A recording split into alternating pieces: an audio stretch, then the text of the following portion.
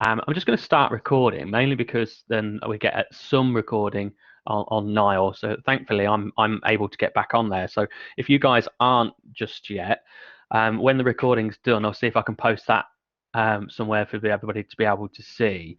If not, what we do have for the body is a video on my YouTube channel looking at rigging the body of a 40k character. So let me just find that link so I can I've post got it it. here. I've Have you got got it. it? Lovely. There you go. So you guys can take a look at that video as a bit of a breakdown of how to go about doing it for this character.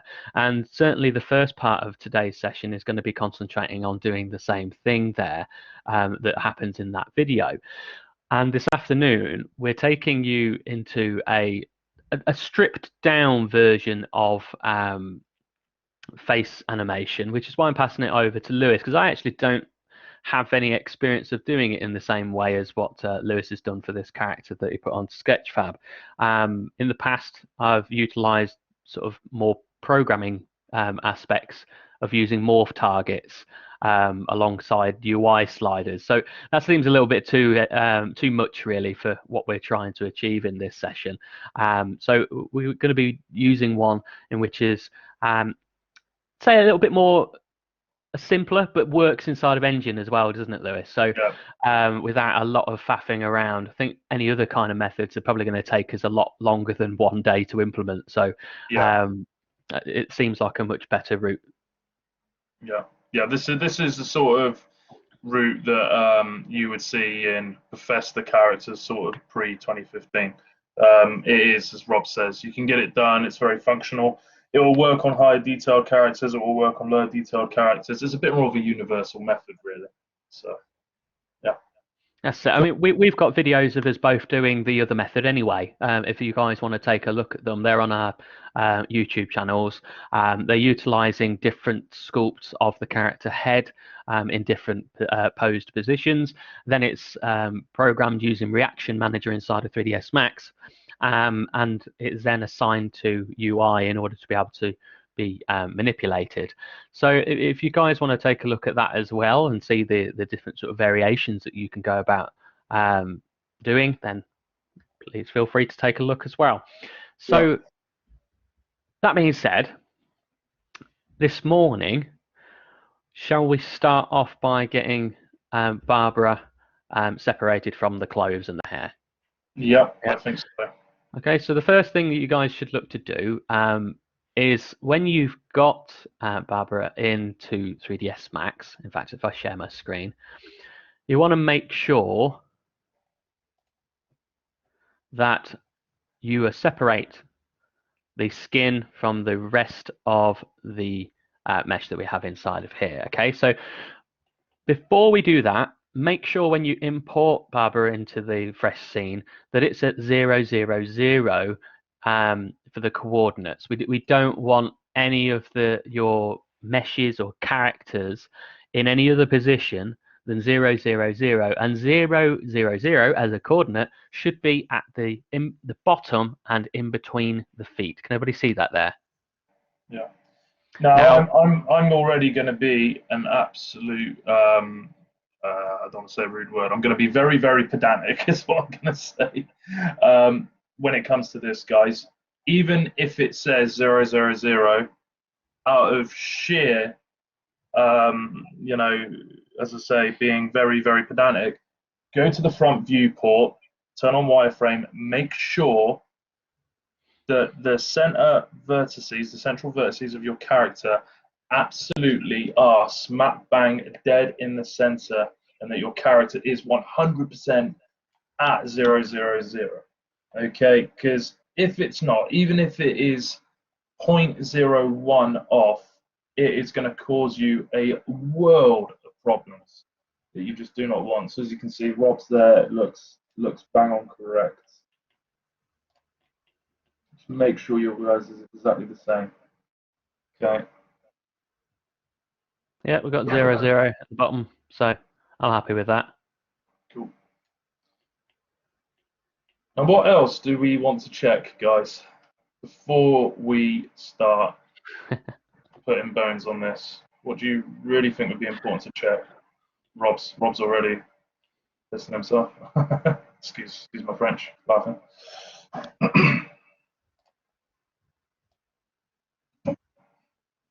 Check the scale, reset X form, yes. Okay, exactly, Siobhan. So the scale of this character is correct. I want her to be around 5 feet 9 inches, which is roughly 175 centimeters. So that's about correct. You want to check your unit setup, and as Rob has just demonstrated there, you want to make sure that your display unit scale and your system unit scale matches. Okay. Now, there's two ways of measuring it. You can also you can do it the way that Rob's just done it, but you can also do it by going over to Tools, the Utilities panel, and clicking on Measure. Now, that'll give you a very, very accurate measurement of the dimensions of your character. And I recommend using that. As you can see, that is pretty much correct. And it should be, because it's my character and I've given it to you guys, so if it's not, then that's a bit embarrassing. We're hoping so, eh? No. Okay, so as Siobhan mentioned as well, potentially reset the X form.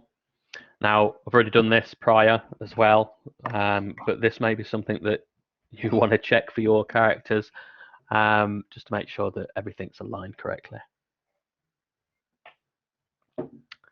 So with that, we're going to be separating the rest of the body away from the other parts. So like we've got there. Yeah, it does. Yeah. Exactly, that's a great point, Siobhan. Animation tends to not like it too much. It also, if you've not got the X form set up, the actual bones of the rig sometimes don't act in the same way as what you're hoping for when they're skinned to the geometry. So it's worthwhile doing it before you go further ahead in this, really.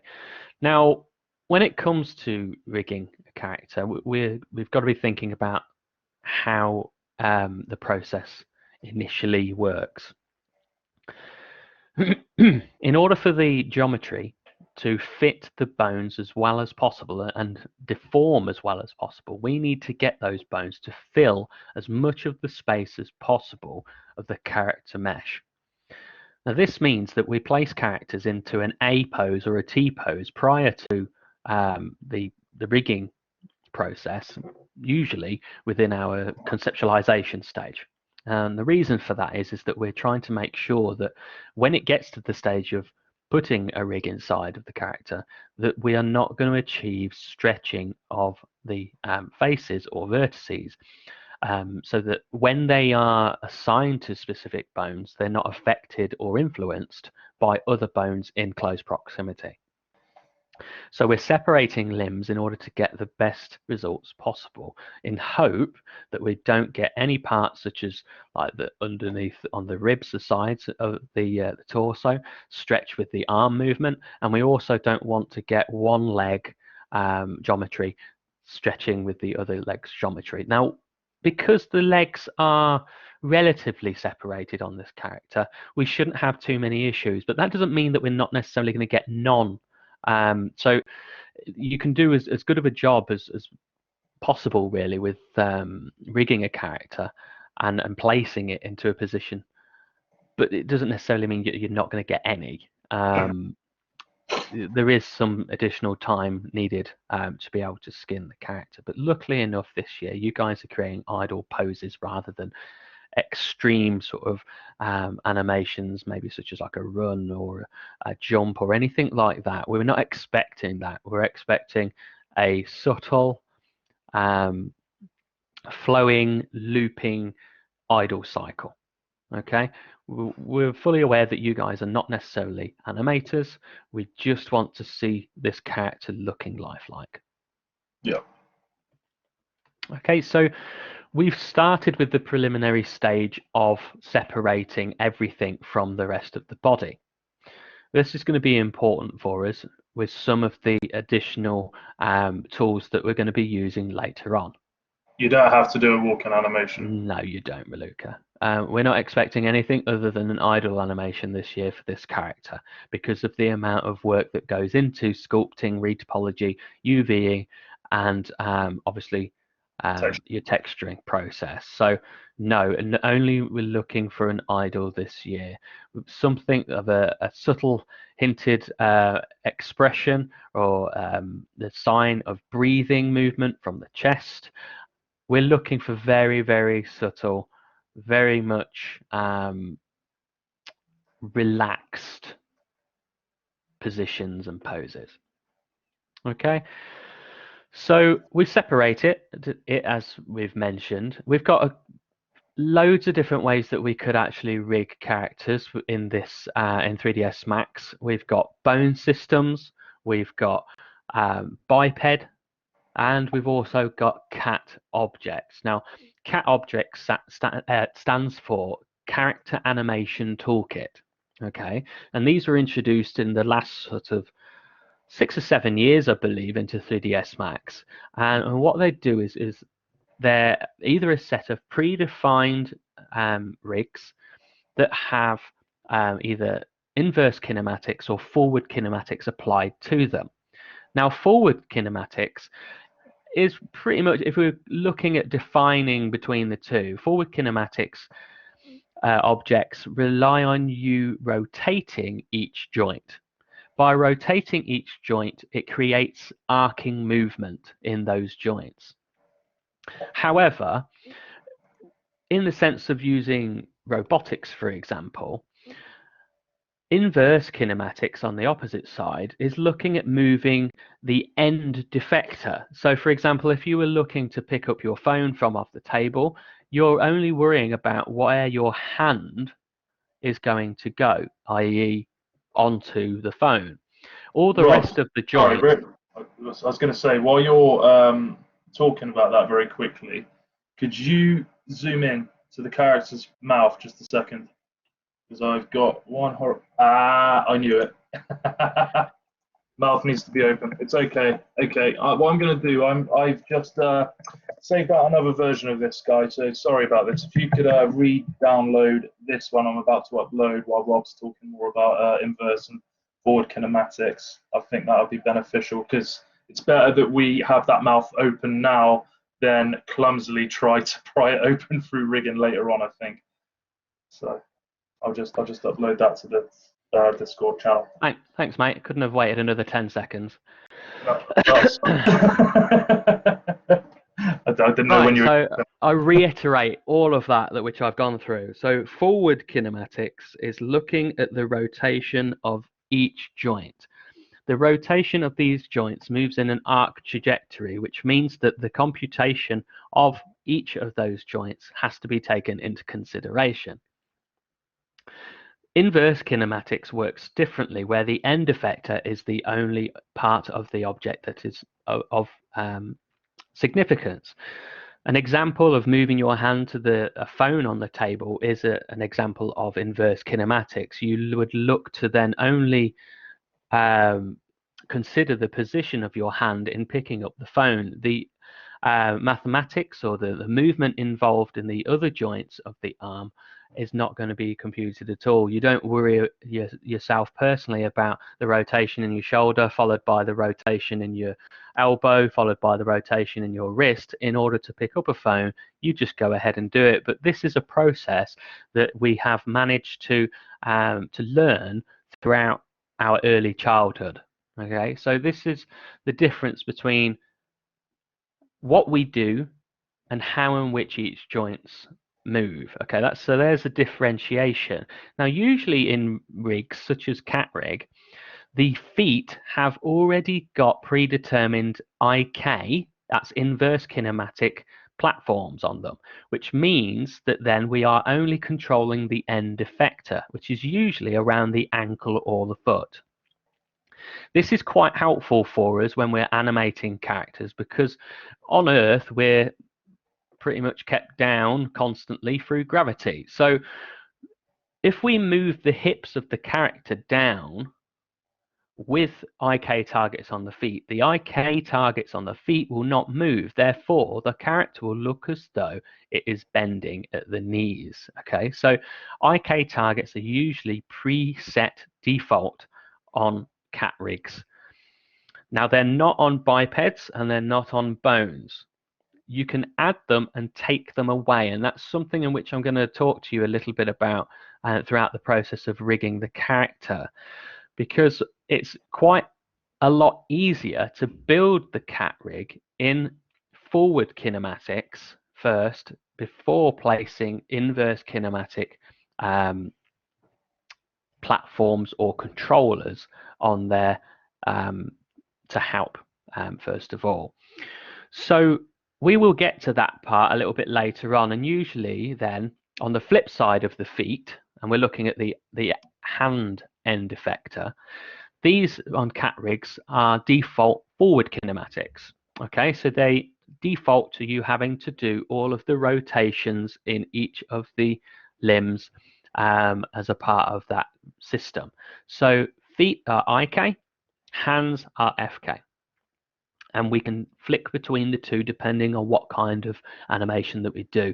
An animation that would consider IK targets being a good thing is if you're trying to place the character's hands onto, say, a box and they're pushing it, you would then keep the hands in place while moving the rest of the character. It makes it a whole lot easier to do specific types of animation. Now, you can flick between the two, which we're going to show you in a little while as well. So bear that in mind, whether you're going to need IK or FK for your character if it's placed inside an engine doing multiple loop cycles. However, for an idle, we're probably likely not to need necessarily any other than IK targets on the feet. Anything you want to add to that, Lewis? Nope. I think you definitely covered all of that, buddy. So you've put another version onto Discord. Okay. Yeah. So this version, guys, it's obviously you'll notice a couple of different things about it. The mouth is completely open. The eyes are very open as well. Eyelids, should I say? Like the character's got a gun pointed at them. And most importantly, and I think Rob points this out in the video as well, the ponytail of the hair, it's pulled out well away from the characters. When we're rigging, it's not going to get confused with any of the backbone envelopes.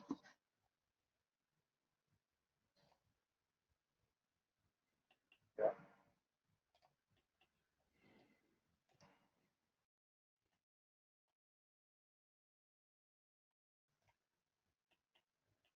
Okay.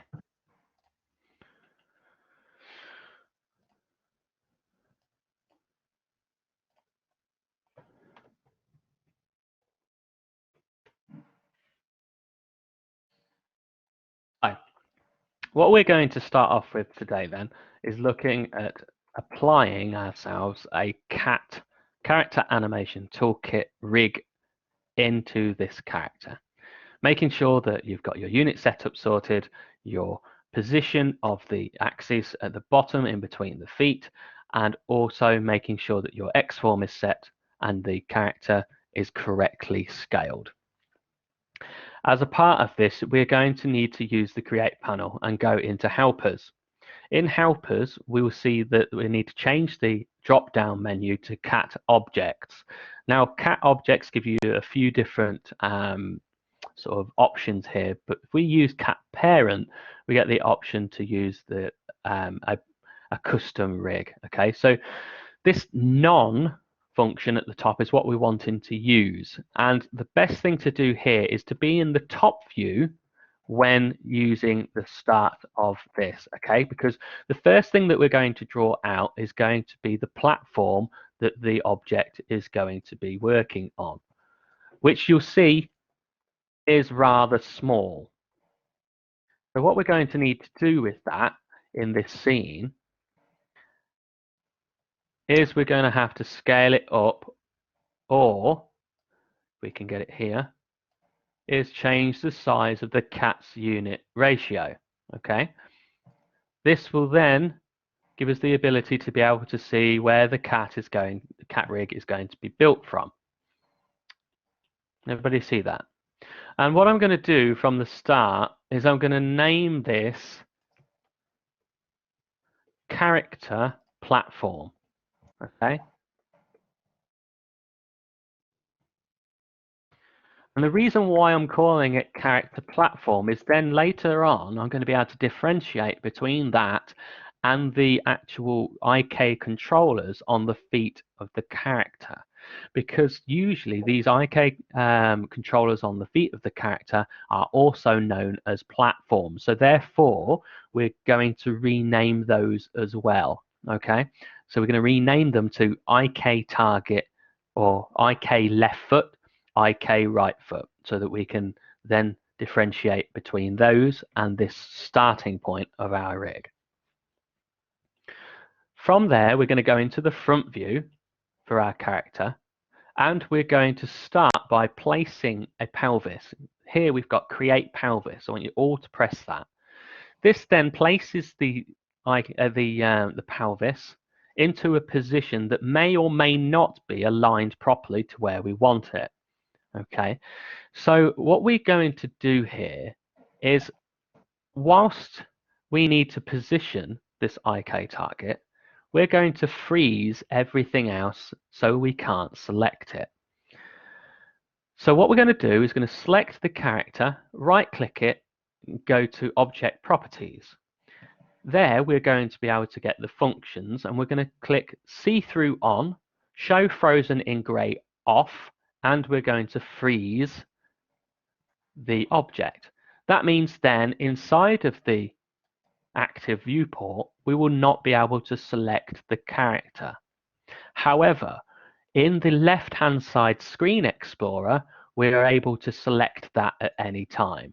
Okay, it then differentiates between the two, gives us a nice contrast, and also enables us not to click anything that's in the way. Okay, is everybody with me so far? Yep. Okay, so with that making of the pelvis, what we're going to do is we're going to place it into the position that is most helpful for us.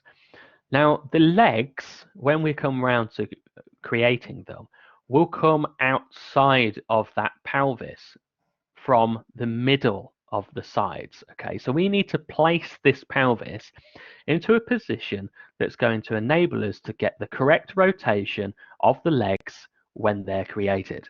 Okay, so we've got to think, where do we want the legs to rotate from? And I would argue that this is a little too high at the moment.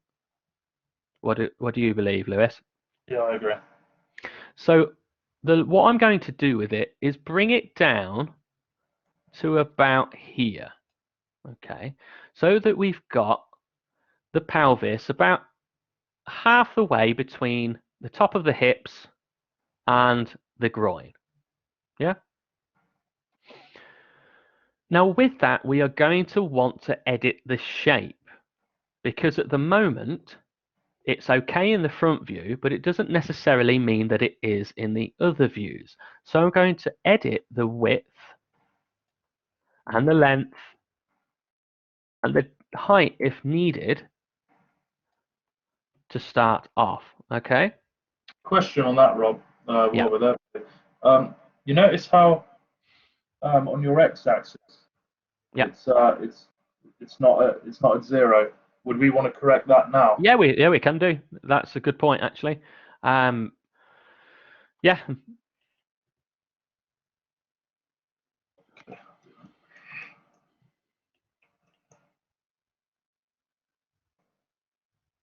So you will notice, to start off with, that this is known as Cat Rig Hub. Okay. Now, any of the centralized areas of a cat rig are known as hubs. So if you hear us refer to any object as a centralized hub, the likelihood is that we're talking about either the pelvis, the sternum or the rib cage area, or the head. Okay. And I personally like to use spines for every part of the centralized area.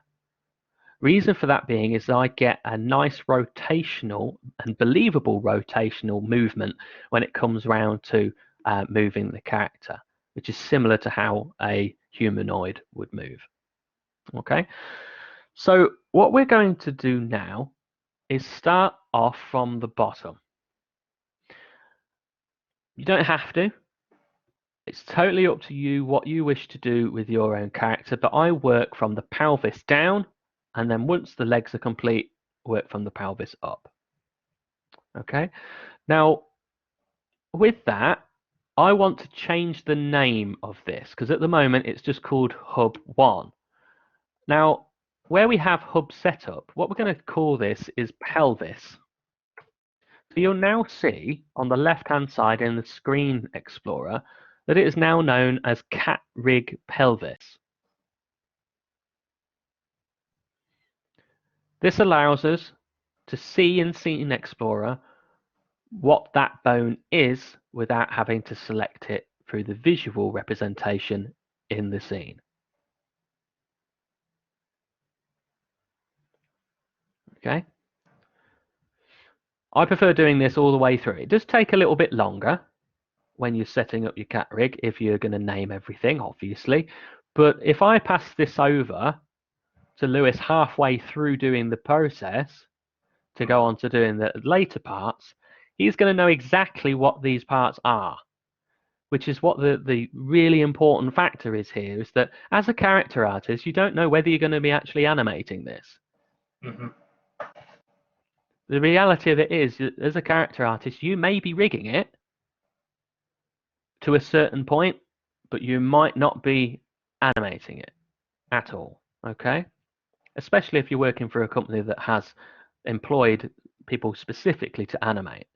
Now, the likelihood is that they will go on to place gizmos and place other controlling aspects of the rig on there because of through their experience it being easier for them to animate in the way in which they want to. However, the start point process may be involved as a part of your role, especially if you're a generalist as well. Okay, so this pelvis now is named correctly, placed in the right position, and ready for us to build something else off of.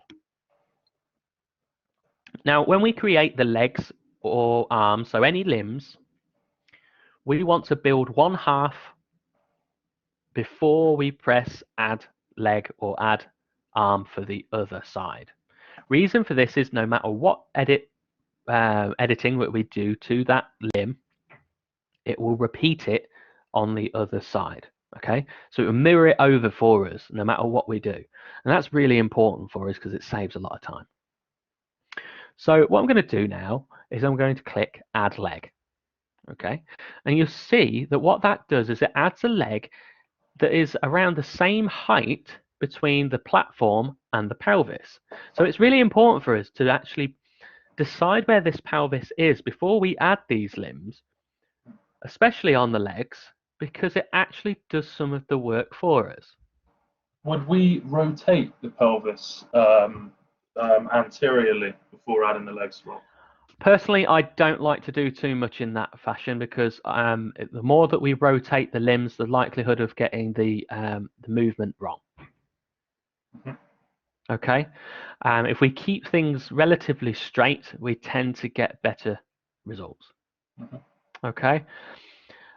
Reason for that is that I don't want to put any of us in any position where we get the legs rotating wrongly, like for example the knee rotating backwards rather than forwards.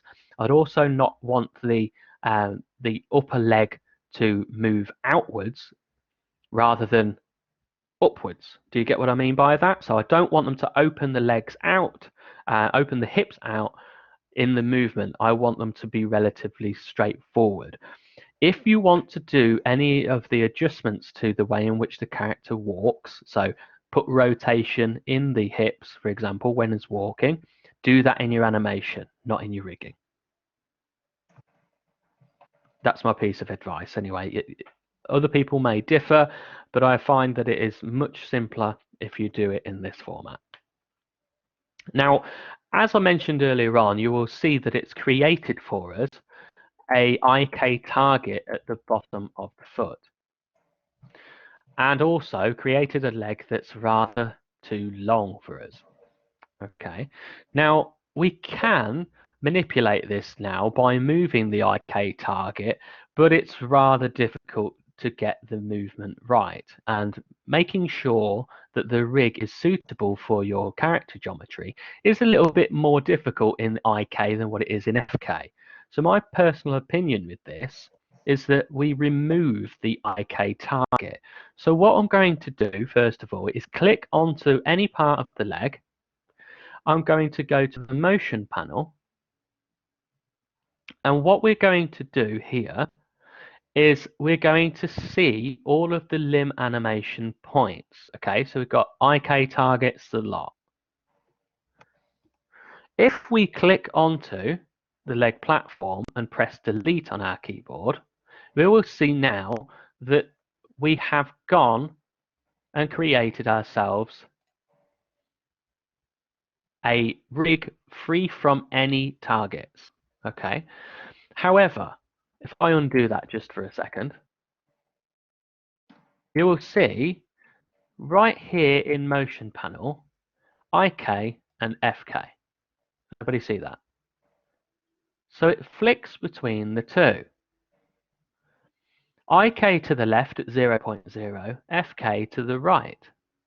This means then that you could actually keep your IK target if you wished, but I personally think it's much better to create it afterwards when we put it into place. And then we can use the functions here, such as match IK to FK and move IK target to palm. Okay. So what I'm going to do is move it to FK, and I'm going to delete the IK target. Now allow me to. Okay. So now I'm going to have control of each of the limbs. And the first thing that I'm going to do is that I'm going to start from the upper leg and work my way down to the lower leg. Okay, so I'm going to go back into the modifier list, and here I'm going to rotate the leg and see where that comes onto the side of the leg, which is a little bit too high. Can everybody see that? The knee is around here where my cursor is. Can you see my cursor at all? Just about. No. That's a bit annoying, isn't it? I can't actually.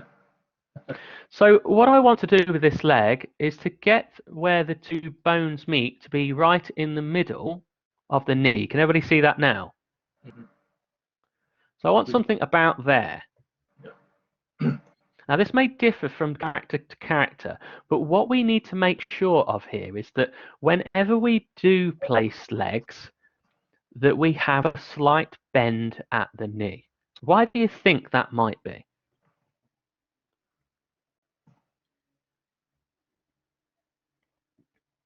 Any ideas at all?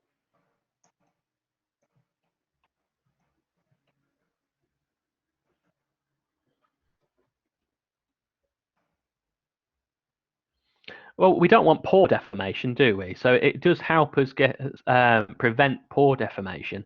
But there's another specific reason, Ryan, that I'm looking for here. Yes, Raluca, that's exactly it. We want to influence the knee to bend in the correct way. If we were to rotate this the opposite way, we might get the bending of the knee going backwards, and that's definitely not going to be advantageous for us making the character look believable. So in this next step, when we rotate the lower leg, we want to make sure that we have still got somewhat of a bend in that knee. So I'm just going to bring that leg slightly further forward so I can keep a subtle bend in the knee. Okay. And this next one here, the lower leg, we're going to change the length of it so that it comes to around the top of the ankle here. You see that? Comes to around the middle of the ankle, because this one here is our ankle. And what you'll see with that rotation point is that when we have IK targets in there, they will rotate somewhat. So this one is going to go here. Okay, and change the length of that so it comes to about halfway of the foot.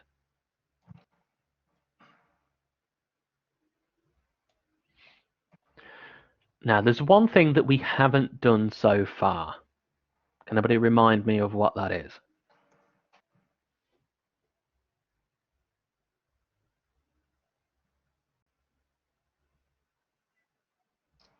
Edit poly.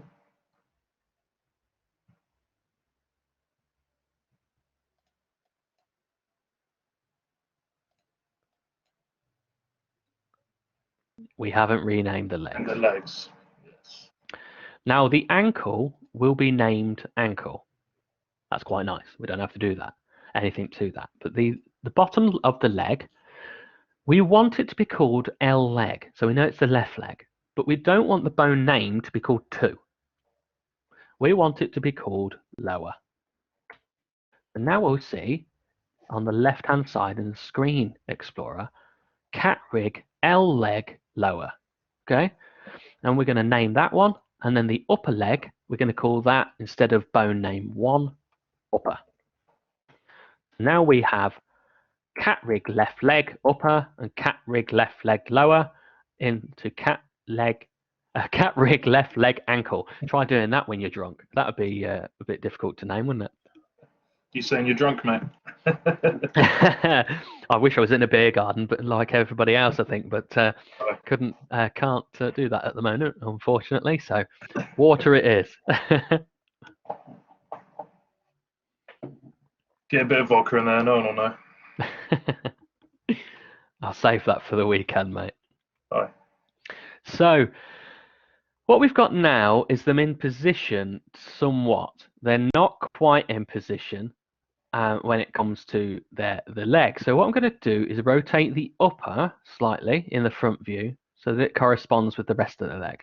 Okay. Now that's far easier than doing it with an IK target, because using IK targets to edit your mesh can be really, really difficult. So we're going to click back on the ankle after that, and we realize that we've only done half of the foot. So we're going to need to add some digits to it. Okay, you see here we've got digits none at the moment. Now this is going to be up to you and how much functionality you want in the feet. I usually, if I want full functionality from heel to toe, so heel toe movement within an animation, I will put 2 in the digits. What's your thoughts, Lewis? Exactly the same. Yeah.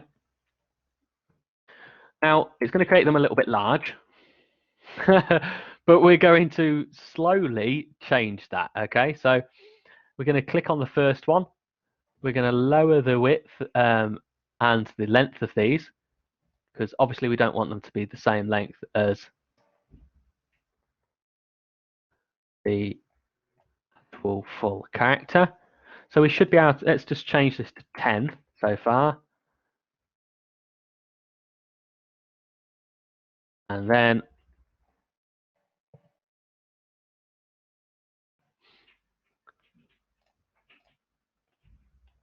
okay, I may have done this slightly wrong. What's the number of links coming off the foot? You've got 2 bones on them. Yeah, I want to get, in fact, let's scrap that. Let's go back to that. And we're going to have number of digits 1. And then with that, we'll have bones 2 as a part of it. I got it the wrong way around. We don't want necessarily to have control of every single toe unless you want that.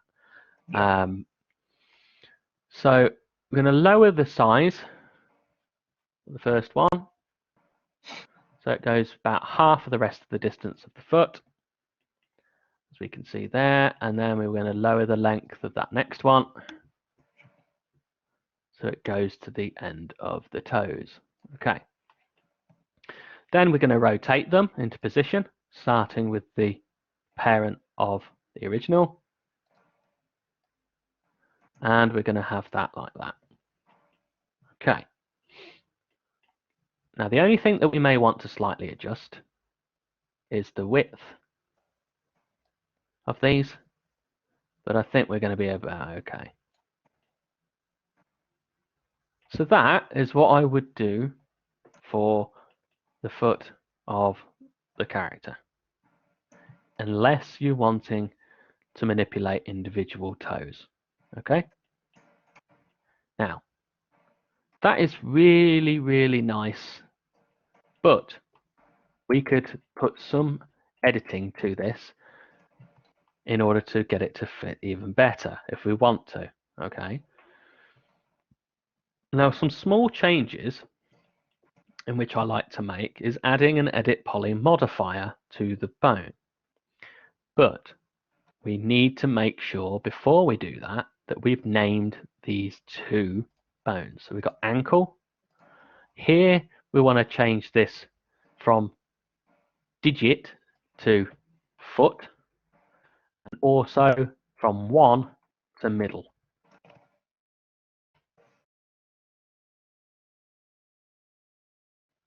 And this end one from foot 2 to foot toes. Okay.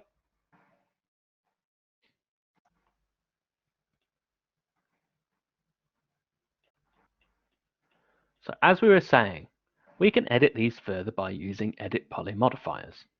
So I'm going to select the upper leg, go to the modifier list. This is not right clicking.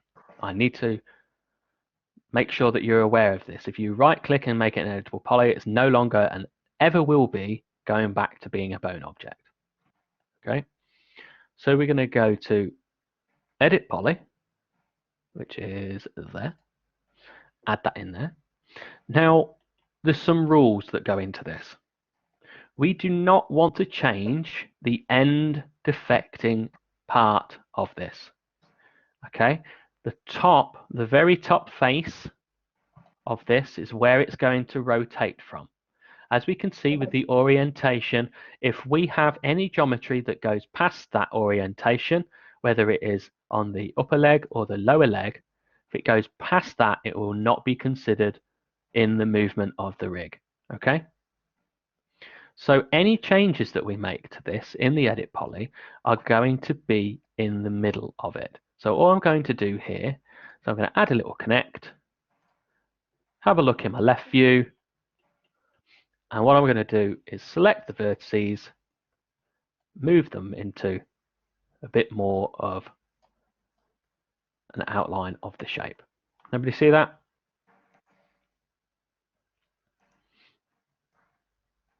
So that's the first bit I'm going to do.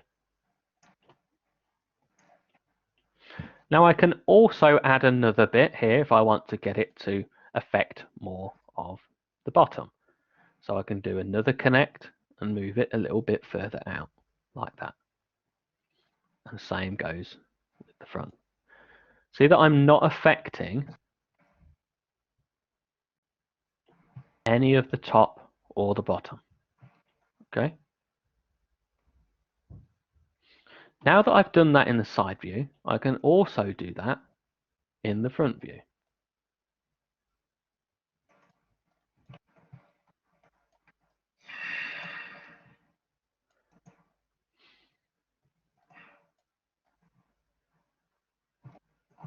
Everybody see that? Some small adjustments. Don't go too close to the center though, because we don't want to change how it affects the rest of the rig too much. Something like this is exactly what we're after.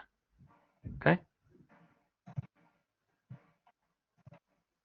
Now, if you wanted to do anything like chamfer the edges, then you're more than welcome to, but I don't know if we necessarily need to put too much effort into shaping that all that much. I don't know what your opinion on that is. It's the same. You get it to fit roughly. It doesn't have to. There's no point making another character effectively. Yeah. Yeah. Now, when you're happy with the adjustments that you've made like this, what we're going to do is right click where it says edit poly, and we're going to press collapse all and yes. This returns that object back to being a bone object. Okay. And I'm going to do exactly the same thing with the lower leg.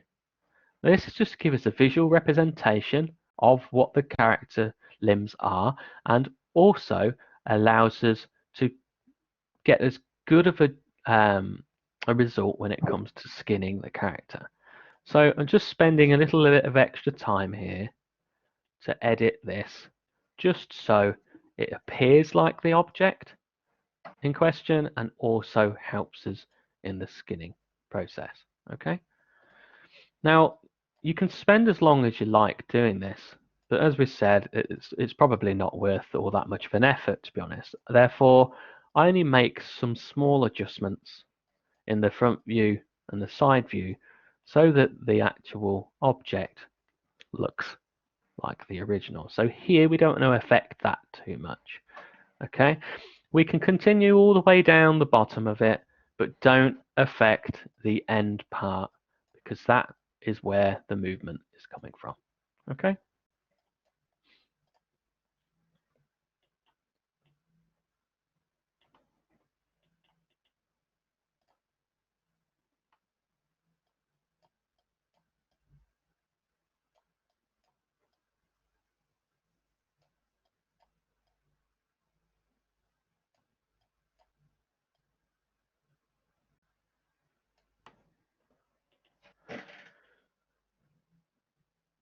There we go.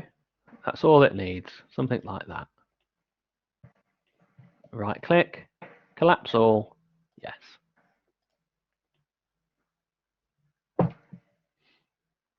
Now personally, I don't do anything to the feet. Do you? I'll do a little bit of edit poly, yeah, just a little. Not much, Okay.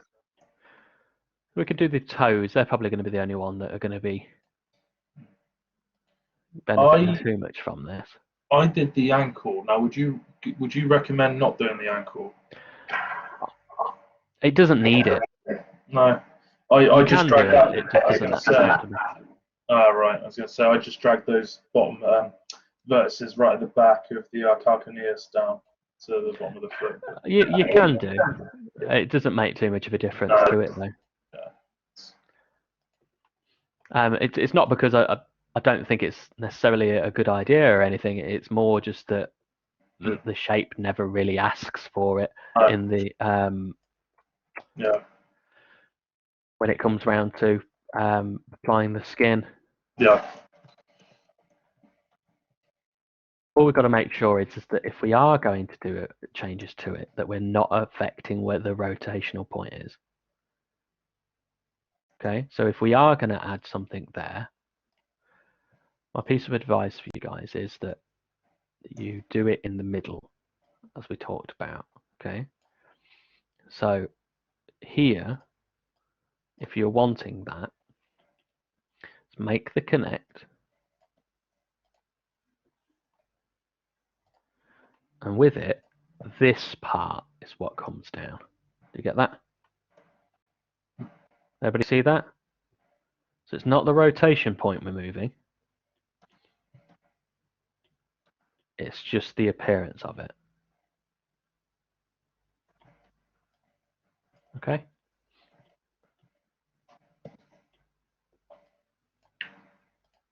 And of course, as Rob said, the reason why that doesn't matter is because it's not affecting the rotation point, and the ankle doesn't join to any other joint other than the leg in that direction. So yeah, that's why it doesn't matter.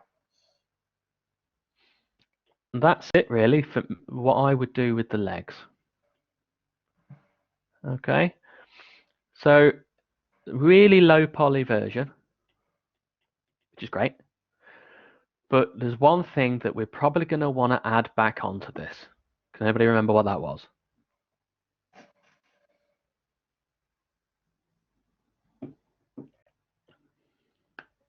Yeah. Okay. So we're going to go back to the motion controller whilst we have the ankle selected. And what we're going to do is press Create IK Target. We're going to match IK to FK and move IK Target to palm. But by doing that, it will put it directly in the middle of the original. So we need to be wary of that, okay? So by matching that, it doesn't necessarily help us define where the floor is, because that's where the IK target is when we make it. If we set it to the palm, the floor is in the middle of the foot. Okay, so we may want to move the IK target and rotate it into position for the bottom of the foot. Okay. This then makes that the floor.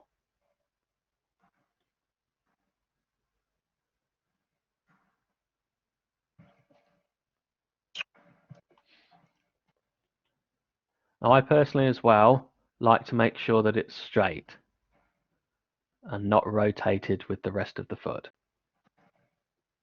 Would you put it to 0 on the z-axis to be absolutely bang on? Or? Well, if you put it 0 on the z-axis, then yeah, might as well. Yeah.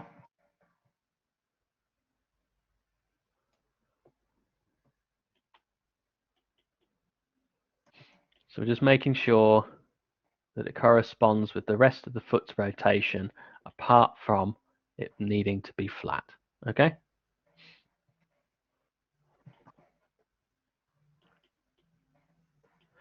With that then, if we select the ankle again, we can drag the FK slider in the motion panel from FK to IK. Now, that shows us the position that we currently have the IK target in. So that means that we need to rotate the IK target. Okay, so we're going to rotate the IK target to the direction that we need it to for the foot to no longer be skewed. Can you see that there? So we're going to need to rotate it back towards the left. Everybody with me? So if we go 90 degrees that way, it's probably easier to have your angle snap on. And we should see then that it will work correctly with the slider. Everybody see that? Now, the disappointing factor here is that it changes our rig's location. So at that stage, we may need to do a little bit of further editing of the IK target. So if we match IK to FK again, let's see what it does. It goes back down. We're going to want to make sure that when we have IK selected and over there, that we can put the foot back into position. Everybody see that? So just move the ankle back into position, and you will have to do the rotation of the feet again. Okay, guys?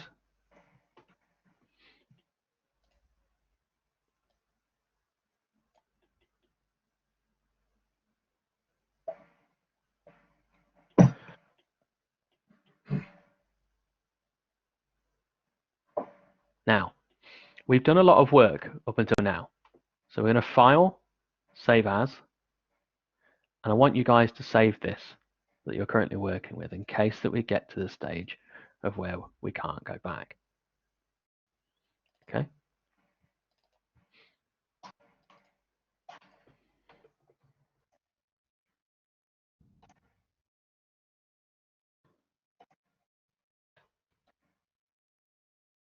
You know, in all its years, I really wish that Max would remember it's the retro. I know. So now we've got the legs in place. The only thing I'd be slightly worried about is the potential for this leg to bend in the opposite direction. So I'm just going to move that IK platform slightly up. Can you see that?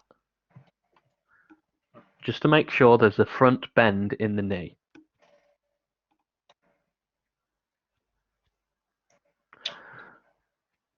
What would someone do if they had the leg bending the other way at this point, Rob? You're currently in the edit mode for cat rig, so it shouldn't be necessarily bending the other way. You can change the way in which the knee works by moving that IK target further forward so that the knee bends in that direction. If it does go in the opposite direction, the likelihood is that the rotation of the leg is wrong. Okay, so you're going to have to rotate the individual parts of the leg in the FK mode to make sure that it is working correctly, like we did with the ankle and the platform. Okay? Just take your time with it, really. That's my best piece of advice, is that if you see there's a rotation issue in the edit mode, rotate it in FK and add the IK target back on.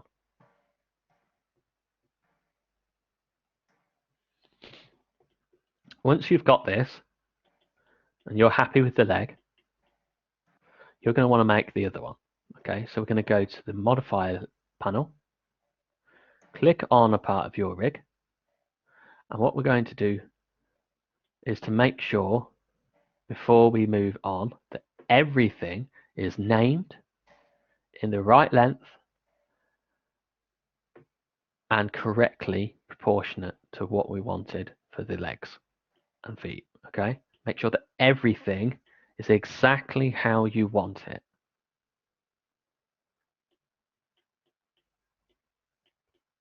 When it is, we can click on the pelvis and press add leg.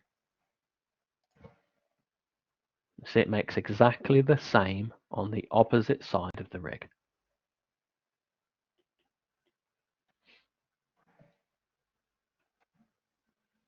Now, the opposite side of the rig, instead of it being L leg, is going to be R leg, which is great. So does that work for us in terms of the naming conventions?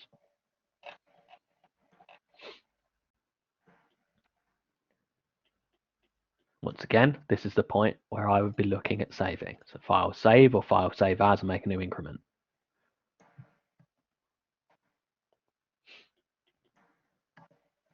Now, this is where we can start to move up through the rest of the body.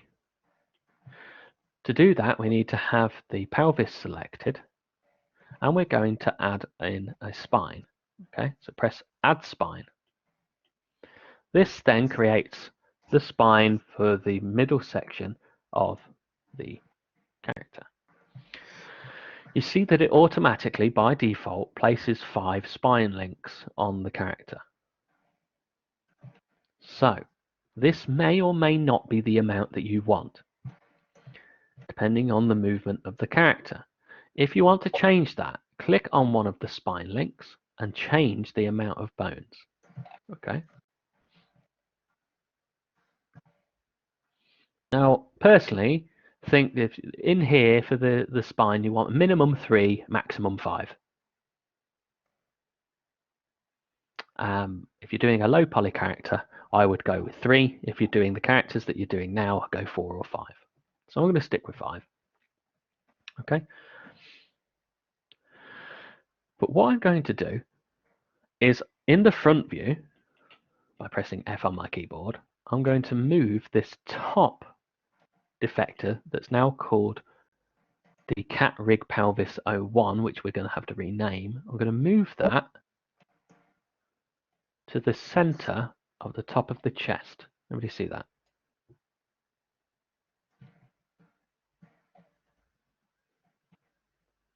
And what I'm going to do is rename this. Instead of it being pelvis, you can either call it sternum, chest, up to you really, what you want to call it. Okay? Now, because of its position and what comes away from it, I'm going to call it sternum. Okay?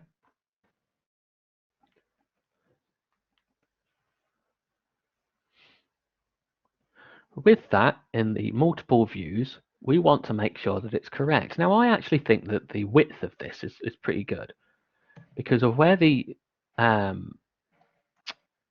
clavicles are going to come out. We still have a little bit of a distance to where we want the rotation of the arm to be.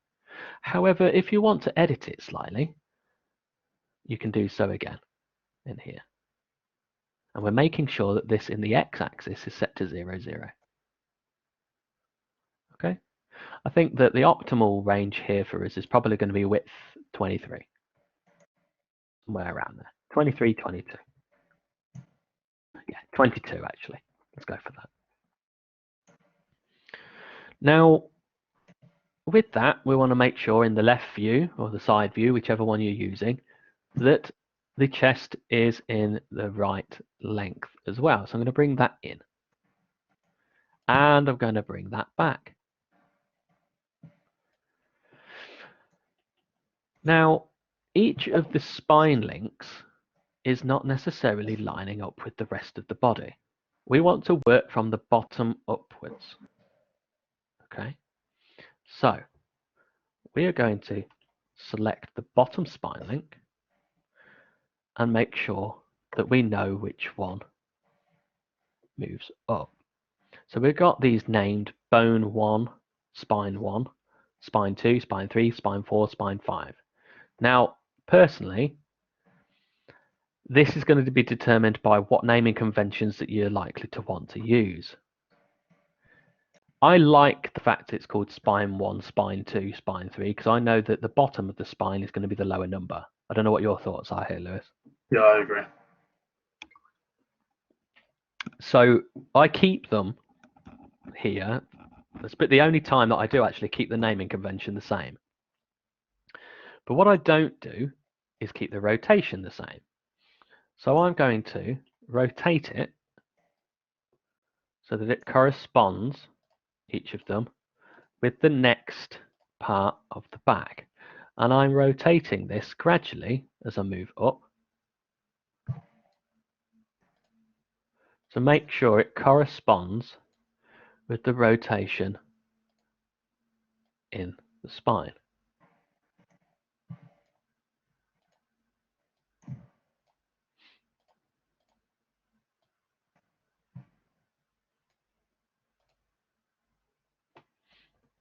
Everybody see that? So that's nicely in place now. If we need to move this sternum again, so it's in place, then we can do so.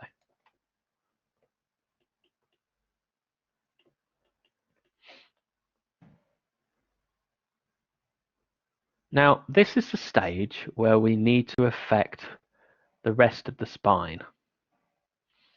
Because if we leave it how it is in the center, it may start to be affected by the arms, etc. So we're just going to change the width of these, okay? It should be in the x-axis. And I move them out to fit the view in the front of the viewport. So we're changing the x-axis to correspond with the shape of the body.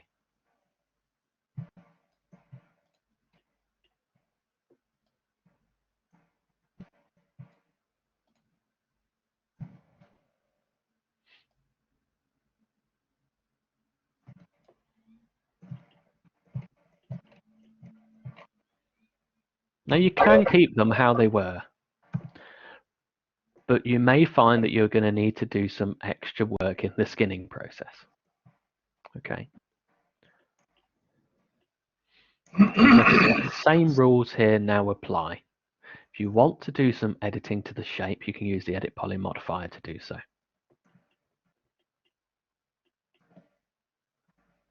But make sure that you're not changing the end effectors.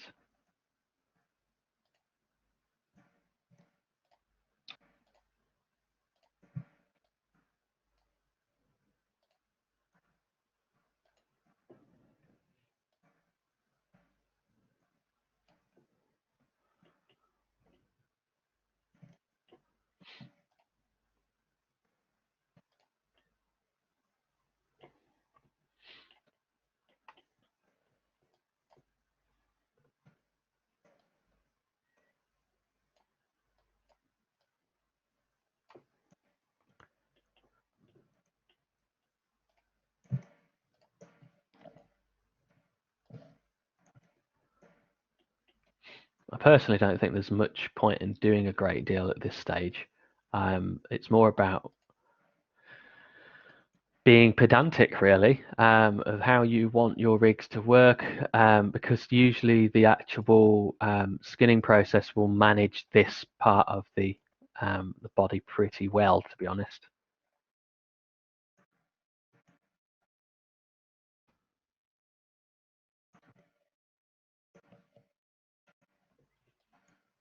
Like with anything, the more you do it, the more you know what you can get away with and what you can't, really.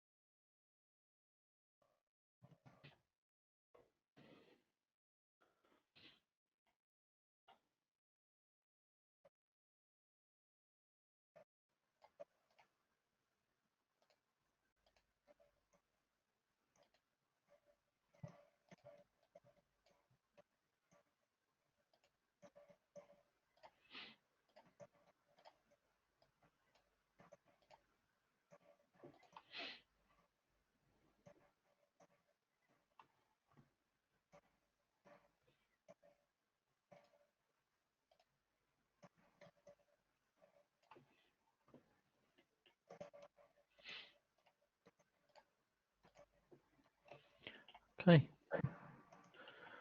there we have it. That's spine links.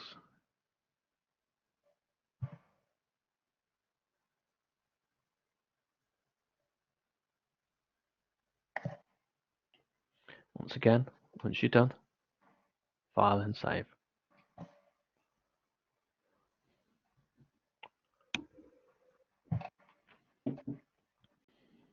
How are we doing, guys? We all up to date.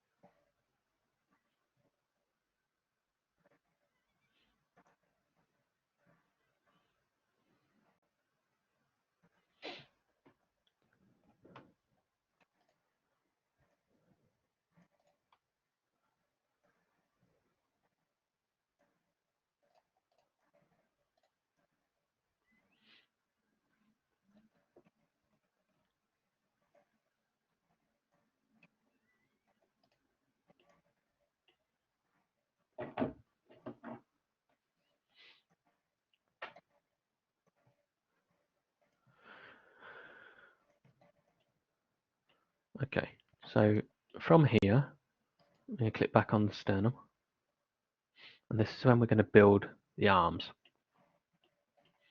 So I'm going to press add arm, and you see the size of the thing. Now we're going to have to obviously edit this as well. The first place I start is with the collarbone. And it's nicely named for us. So it's cat rig left arm collarbone. We're going to lower the size of that in the Z axis till the end effector gets to the point of the center of the shoulder. So something like that. Okay. We're then going to work our way through this by making sure that we scale and place the arms into position. Now, obviously, we need to make consideration for where the elbow is. And we also want to make sure that the elbow rotates from the right position. So we can already see where that rotation is in the elbow. However, the hand is looking as though it's facing forward. So the hand itself, if we change from view to local, we want to rotate that about 90 degrees this way. Everybody see that?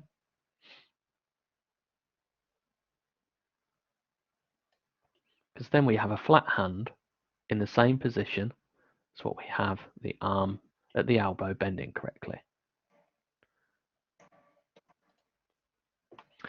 Now what we're going to do is put that into position through rotation, making sure that it meets the middle of the elbow joint, which is about there-ish. It's about 28 length.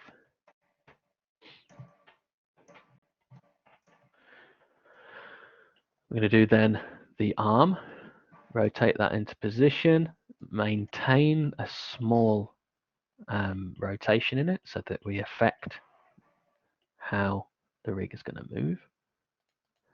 And then we want to see the lower arm coming to where the wrist starts, about there-ish. Also want to rotate it downwards so that the hand fits properly.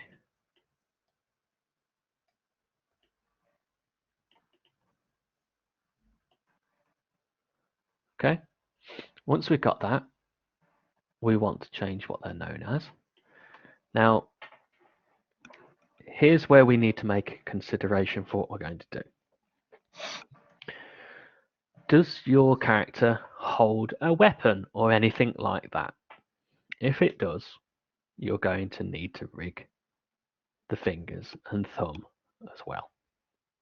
And you do this by changing the amount of digits on the palm of the hand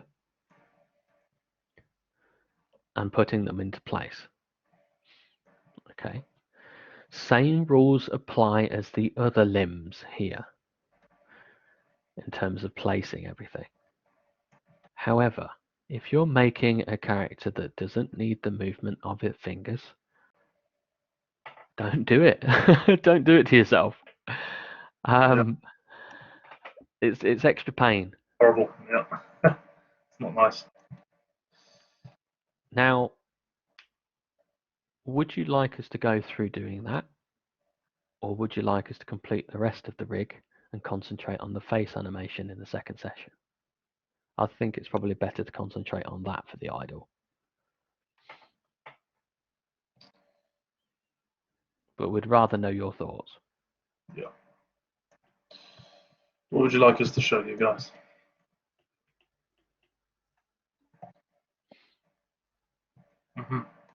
Okay.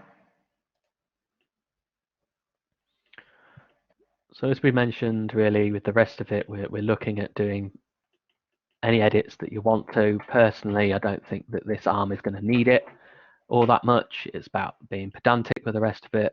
I think that arm pretty much suits what we've got other than a slight rotation in the hand. That should rig relatively well without the finger movements. If you want to do any edits, by all means go ahead, but the last thing that we need to do is make sure that arms are labeled correctly. Now it's named as palm. I actually prefer the name hand. It's totally up to you what you do for this, but we want to make sure that this one above it is not number 2, it's the lower, and the one above that is the upper. Naming conventions obviously differ depending on what you want to use. Collarbone, keep the same. Once you've done that, click the sternum and press add arm, and it will create the other arm for the other side of the body. Going to file, I'm going to save.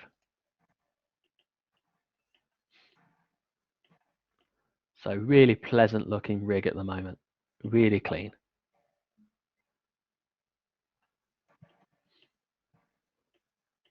Okay, now adding the parts in for the neck and the head, I'm going to add another spine.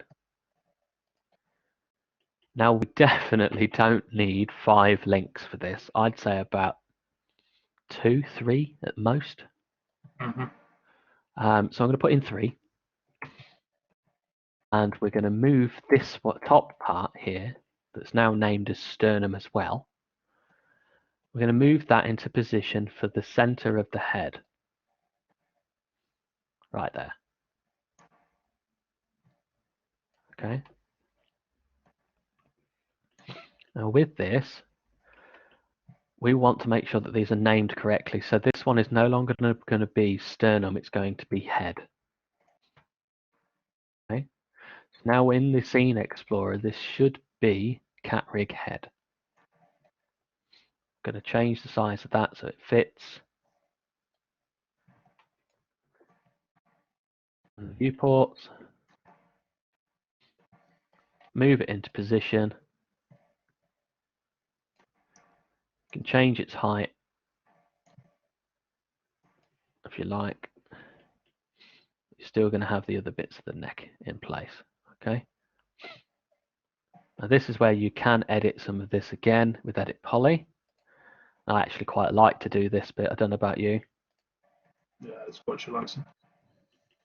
I think that it enables you to get a visual representation of what you're working with really well if you do it for the head. So it's just about giving you something to be noticeably identifiable for the head. So what I actually do is I will create a nose.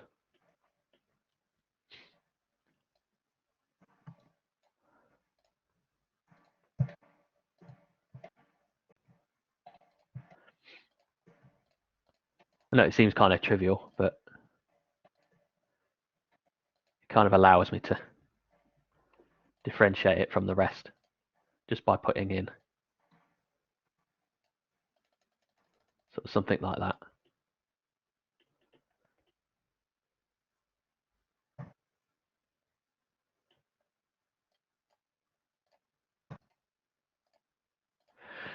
And that's it really, other than scaling the other parts of the neck. Obviously this one, we want it to be relatively slim, but we don't want to crowd the areas of the neck and the trapezius. It's trapezius muscles, isn't it? That the traps. Yeah, traps. Yeah, I'm right. Second guessing myself then.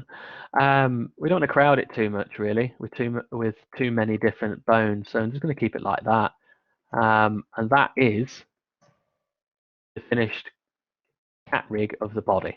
So press File and Save. And that is what we're going to utilize for adding some of the extra bits onto there.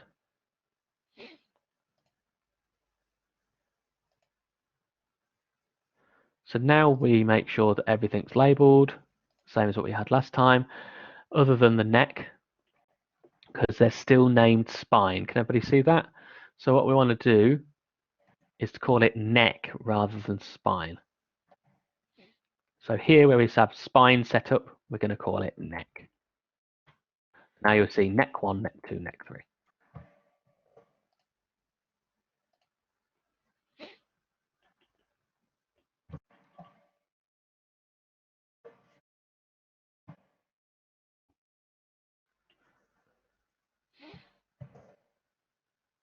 Okay, so do you want to add in any more bits there, Lewis, to the rest of the rig before we start to skin? Yeah, I would actually start adding in some of the facial structure before I, the facial bones before I put a skin modifier on it. It's easier to add in now than it would be to add them in after. That's how I'd go about it. I'm not quite up to where you are yet now.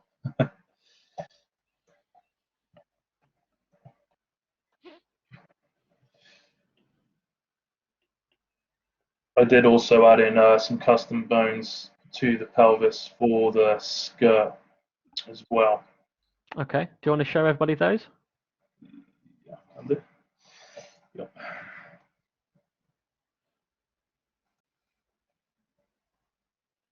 So the considerations that Lewis is making is based off of the character's clothing. Placing extra bones around the pelvis to control the skirt of the character, and it'll enable Lewis to get as much control out of the character's clothing as possible. So what you should be able to see there, so Lewis is working on his rig, but he's added in a couple more, I believe. Yeah, I'll tell you what, I'll do an art attack here. And then I'll show you how I go about doing it afterwards. Here's one I did earlier. So pretty much exactly the same principles as what Rob has shown you. I've created a custom bones for this character, custom cat rig. Used edit poly modifiers to get the shape of them really nice and refined. I've actually gone ahead and done all the fingers. And as you can see, I've added in some bones here for the skirt as well, and these tails. Also some for the breasts, and also some for the eyelids, nostrils, and mouth hair as well. So quite a lot going on there. That gives us all of those lovely and important secondary animations that we want to happen. Okay. Do you want to go ahead and show everybody how we do that? Yeah, let's do that. Hopefully I don't crash. I have crashed. Brilliant. It's okay, I saved. Save your work, guys. That's the warning.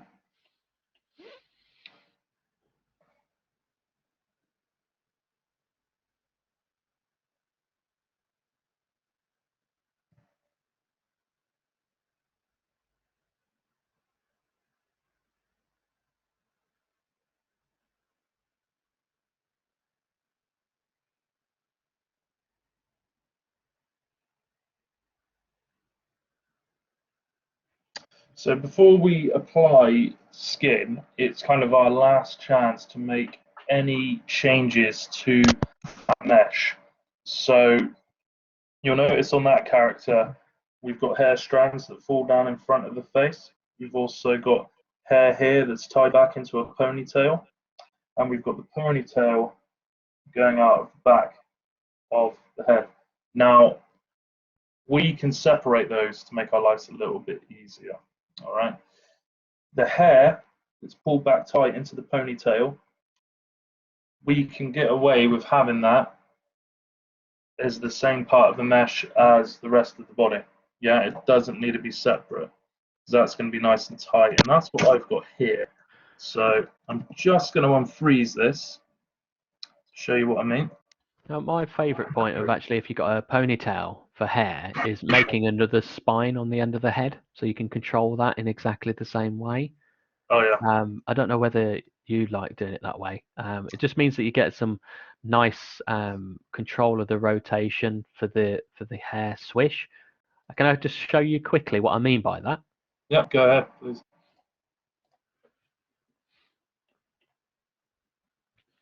So what you should be able to see here, guys, is that when we have an extra spine from the head, what I'm going to do is I'm going to rotate that spine so that it is part of the hair. This enables me then to have control of the hair from the end effector, so I can get it to swish a lot easier. Yeah. Okay. Obviously, it takes some extra time to put that in, and you don't necessarily get the individual movement as good as what you might do with individual bones. But I really like having that, so I can have ease of animation. It means that I don't have to figure out the rotation in every joint. That's all I wanted to show you. Yeah. That's Kind a of good like point. an IK target rather than an FK. Yeah. Might have a go at doing that bit that way myself, see how that turns out. Okay, cool. So, as you can see, I have detached and hidden all of the mesh for the ponytail, and I've detached and hidden these hair strands as well. Okay. Now, the reason why I've done that is because I find it's easier to select them as separate meshes, apply a separate skin modifier to them, and apply the bones that way. Now, what I want you to envision is if I didn't do that. Now, if I didn't do that with my character, so I'll just unhide all here, okay?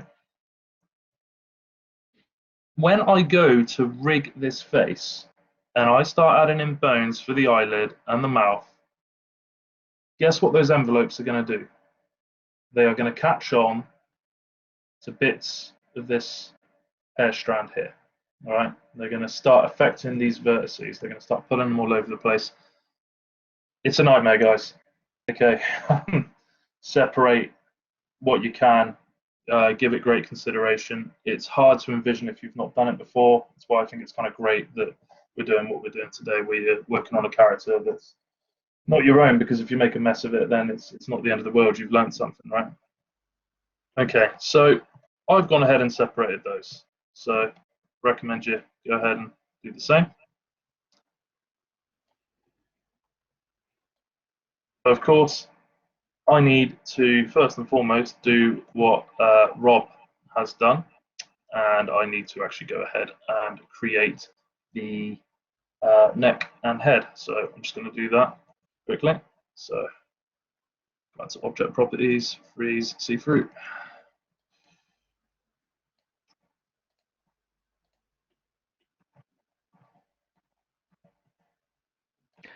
Don't worry, guys. You do get faster at doing parts of it. Yeah. Does give it the hang of it. So you can remind me what I clicked to add the head bone, Rob? Yeah. So if you click the sternum and add a spine. Rib cage, yeah. Add another spine to the rib cage, yeah. And then on top of that, the top of it is the head, and I changed the amount of spine links from 5 to around 3. Yeah. Cool. Oh dear. Is my camera froze for you? It is a little bit. Yeah. Oh dear. I think I've frozen completely. Don't worry too much. I'm just placing the ponytail a little bit more in here, so I can actually send you this rig if you'd like in a moment. Yeah, it's okay. I'll tell you what, buddy, I'm gonna have to restart. Do you want to go back to sharing your screen? Hopefully I'll get this sorted.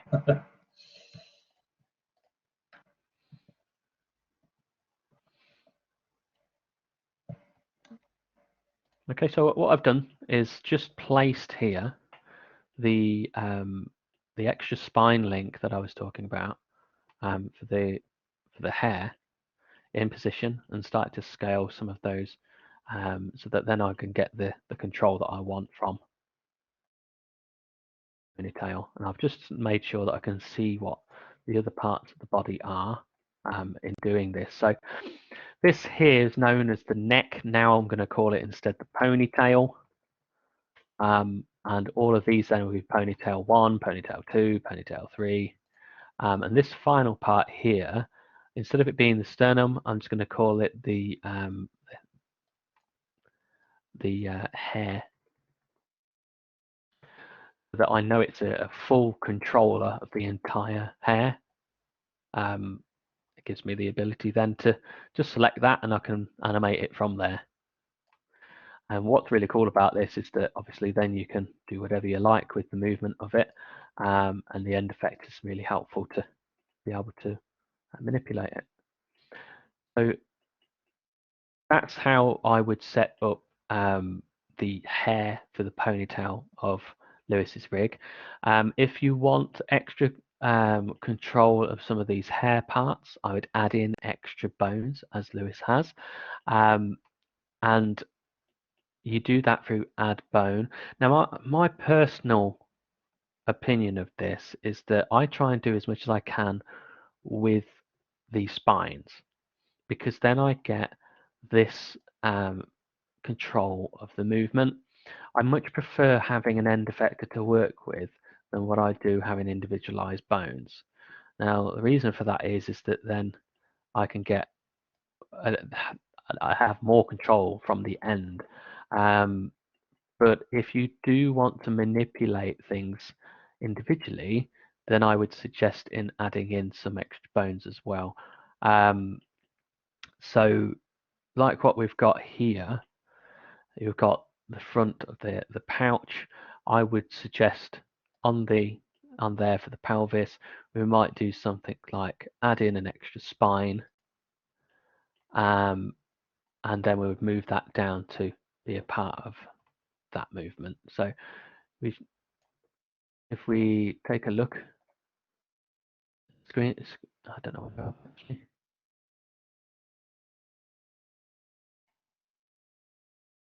Done that correctly. We haven't got pelvis. Screen Explorer is going a bit dodgy as well. Oh, what's that? Whether it's because of me adding another spine in.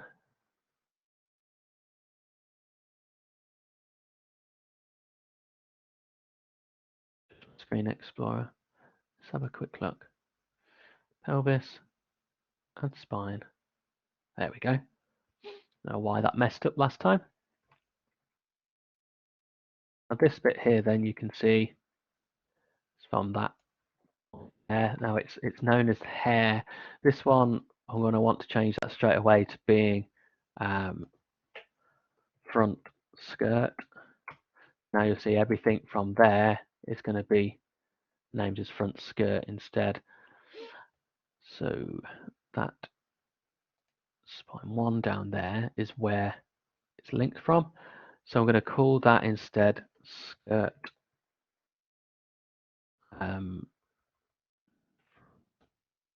skirt.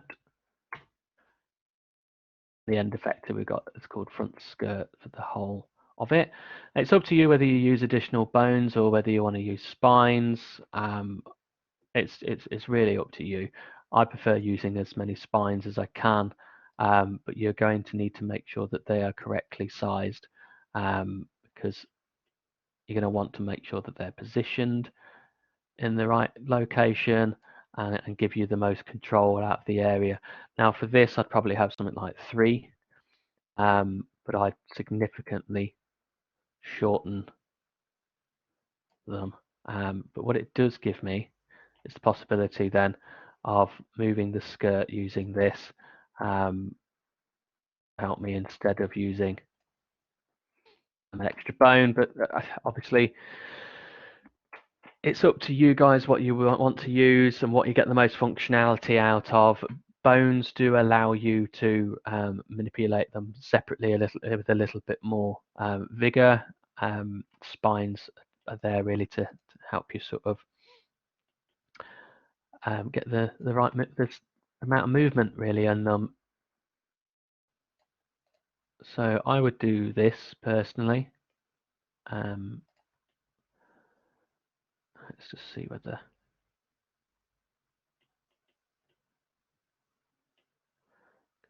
turn down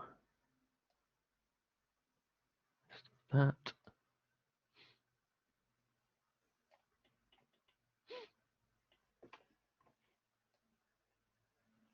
So,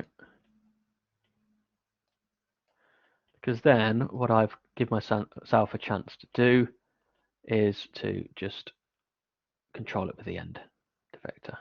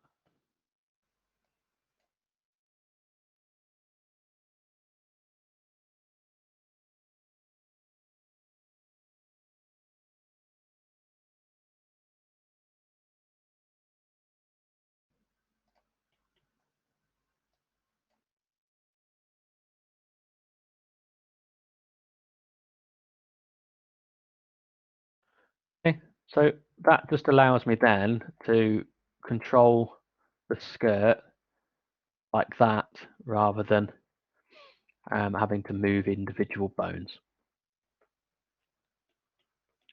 And I do exactly the same thing on the rear of the skirt. And if we were looking at doing bits of movement on these additional parts, I'd probably look at doing the same, just a little bit smaller. It's going to take some time. Just make sure that you do write in your name conventions as well as possible for each of them. Okay, you can get movement in each of them. I just like to have that gradual transition in the movement. Anybody got any questions so far?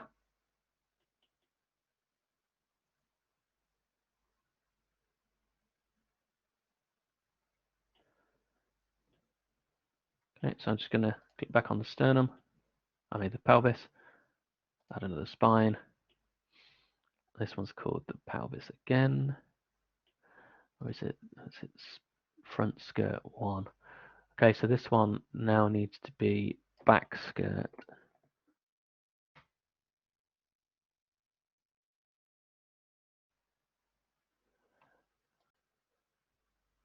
Front skirt, front skirt.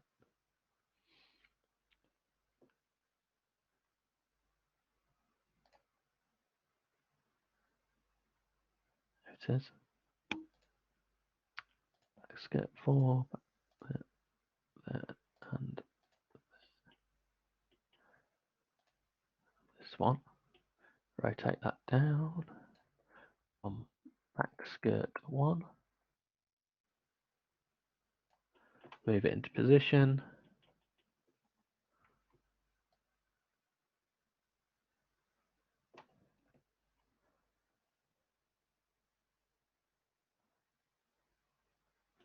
I'm going to be, it's still recorded. You'll be able to see it inside of now relatively soon. Should be back to normal soon. But if not, try and get it over to it, you guys to be able to access it.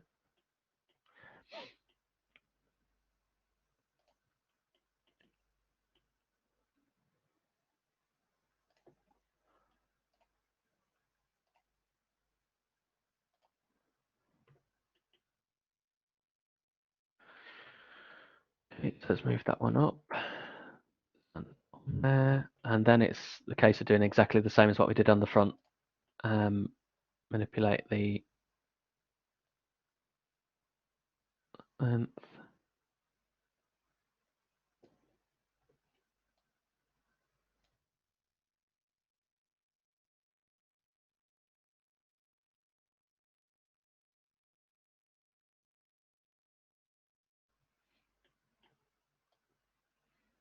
That out and up. Same with that. Change the I.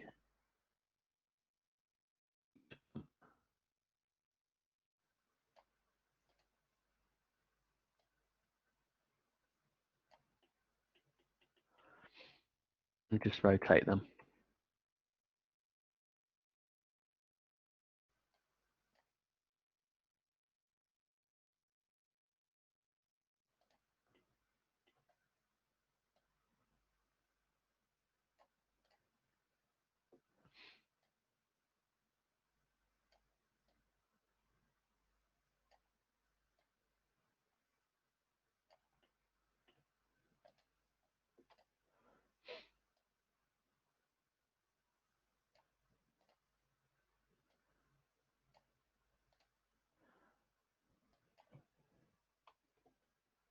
How many do we have on the front?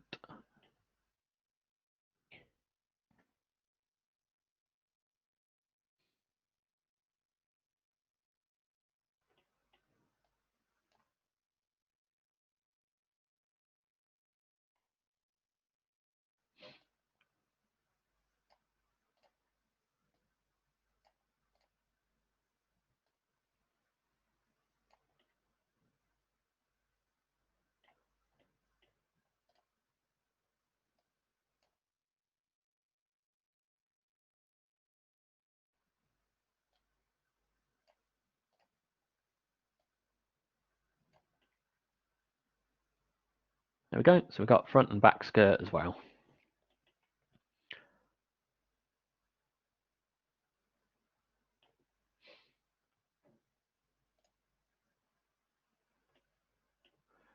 File, save.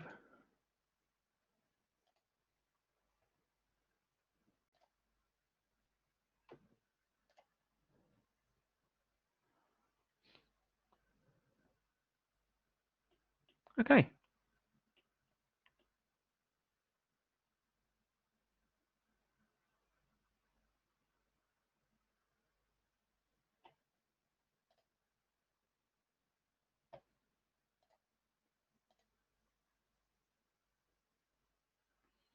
You back with us, Lewis? I don't want to say absolutely yes, but touch wood, it seems like it. Okay, so well, we've just gone through there, putting additional spines on for the control of the skirts. Obviously, that's different to what the route that you've gone ahead and done it on your character. Yeah. It's just more of a preference of mine, really, so that then I can have individual access to each bone, but also a collective access. Yeah. Obviously, you don't have to do that necessarily, but I just prefer working with spines. Yeah. For sure. I've actually done it exactly that way on the back skirt, because when the character walks and runs, that is going to move only in one motion. But at the front, where the thighs are hitting it, if that character was running, that skirt would constantly be flapping up and down in a bit of an unnatural way, rather than twisting to the side. So I gave it a set of central bones, and I gave it lateral bones as well. So I had complete control over how it would deform. I think you guys have heard me say before, if for a character like this, for this assignment, I'd avoid giving them a skirt like that altogether if I were you. Save yourself a bit of pain. I never usually like to say that, but you know, it is true, unfortunately.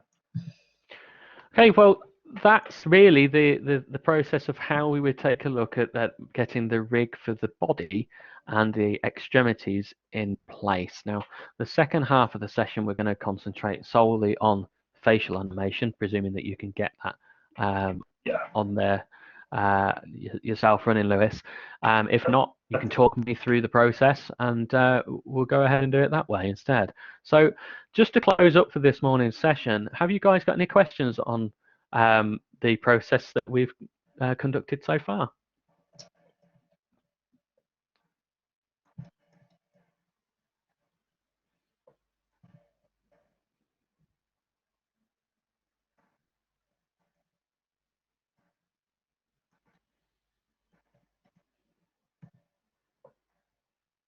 Deathly silence.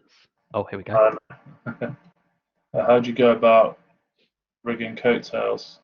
Exactly the same way as I have done with the skirt, Ryan. Yeah. Yeah. I think some of what instead of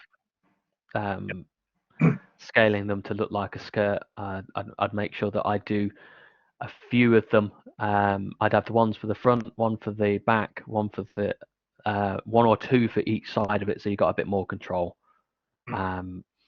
You could do bones as well. So if I click on the sternum for you to be able to see what a bone is going to look like, if we press add bone, you see that all we're going to get inside, if I just change this to wireframe for a second, you should see there's a bone created. Is that pelvis? There's additional bone on the pelvis, which is, anybody see that? I lost it. There it is. One, I think, in there. Let me select it. Pelvis bone. So if I move that out, I have it sort of separated from the rest. Apparently I've decided that I wanted to click every bone and make it see through. And what you can do with them is place them anywhere, really. You can add bones to be apart from the side of your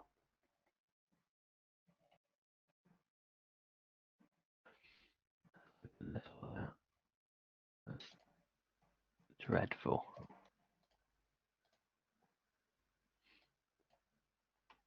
Control-C.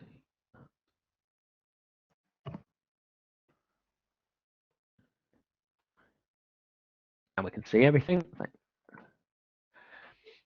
And then manipulate that anywhere to go from there. Can you see where the hierarchy point is? So that will control where the rotation comes from. So say, for example, I wanted to have control of this little thing here on the back. What I would do is say how I want it to be. Put it into the position of where I want it to rotate from. And then I can continue to add a bone on the end of that as well. I would do that for a coat if you need further control, right?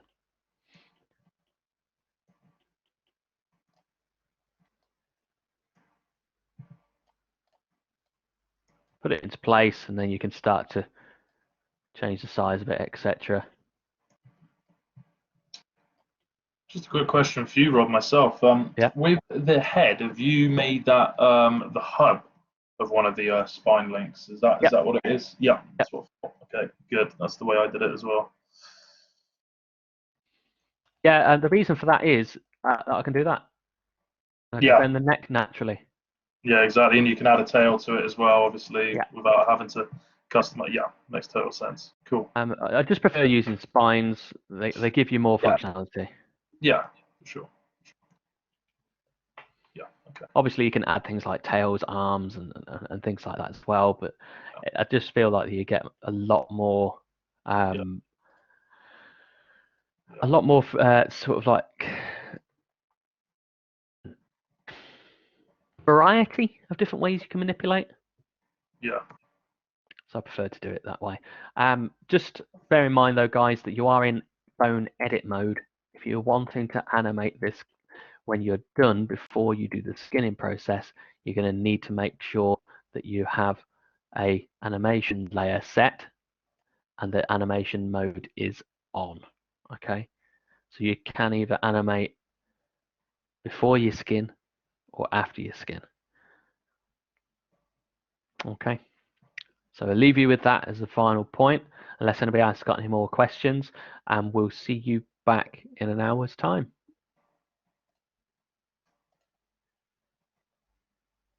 Awesome. See you shortly, guys. Yeah. See you soon.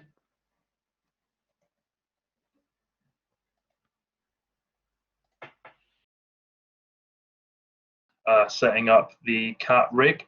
Kind of similar to what you guys did with him in the first year, except we've gone a bit more complex with it. We spoke a bit about inverse kinematics, spoke about forward kinematics. Rob showed us a nice trick whereby we delete the IK target on the foot and then we re-add it. That can save a lot of hassle. That's certainly something I'm going to bear in mind going forward.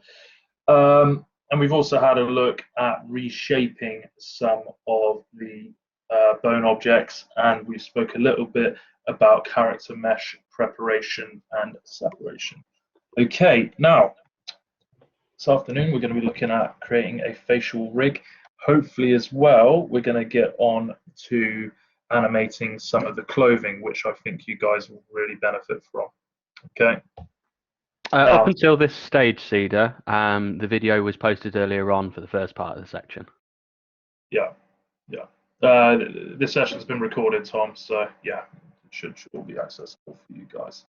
Okay, so I'm going to kick off this afternoon by first getting you to reshape the head. Now, some of the other bones in the body we've not needed to be too pedantic about. I'm going to say this now with the head. You do need to be a bit more pedantic about the way you shape it. And the reason for that being is that we need to actually visibly see these eyelids close over the eyes. We need to be able to see how the bones are working and rotating. And we also need to be able to see that with the jaw as well. So what I want you guys to go ahead and do is to add an edit poly modifier and start inserting some edges into the head. Now, you don't have to do it exactly the way I've done it. You don't have to worry about having overly clean topology, of course. This isn't, another version of character modeling. But just go ahead and try to get the bones a little tighter to the outer mesh that we've got here. And in particular, you want this edge here to really sit back around the top of the nose, the capilla area, right around where the eye sockets are. You really need to push them back. That's very important. The other thing you want to do as well, you don't want the head to go all the way down for where the jaw is. You can probably guess why. It's because we're actually going to add the jawbone there in just a moment.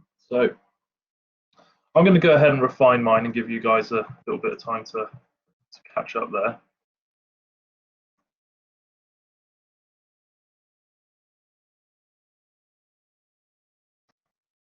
And while you're doing that, if you haven't already, my eyes, as in the eyeballs, they're actually separate objects. I strongly recommend you do the same. Okay, we do not want to apply the skin modifier to the eyeballs. Okay, so go ahead and make them separate. You never would have guessed where they'd be attached. You would attach them in the schematic view to the head. Okay, that's where they want to be attached. Just enlarge that a bit.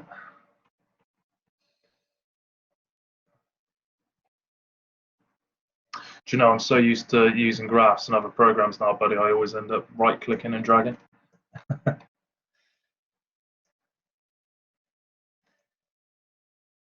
Okay. So I'm just going to link those to the head like that.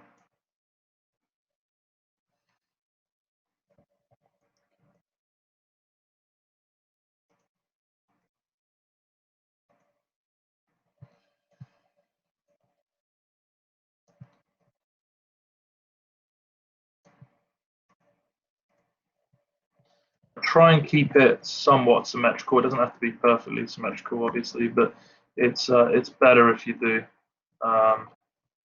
just for simplicity's sake. So what I try to do is I try to use the scale tool to move these verts like so.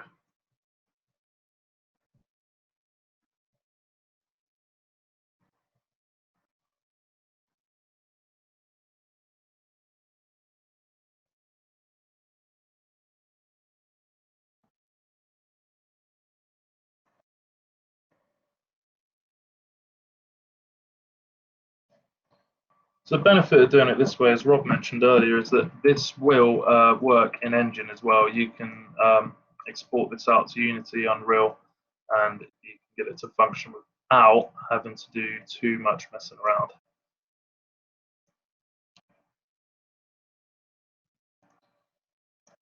Not that you're going to need that for this assignment, obviously, but a good FYI nonetheless.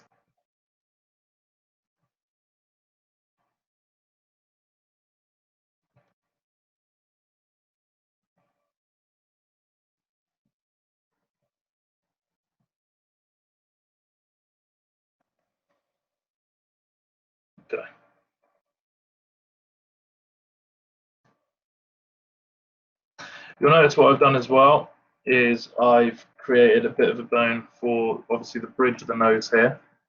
Now, I've not bothered extending that all the way down, and the reason why I've not done that is because we are going to create a couple of bones here for the nostrils as well.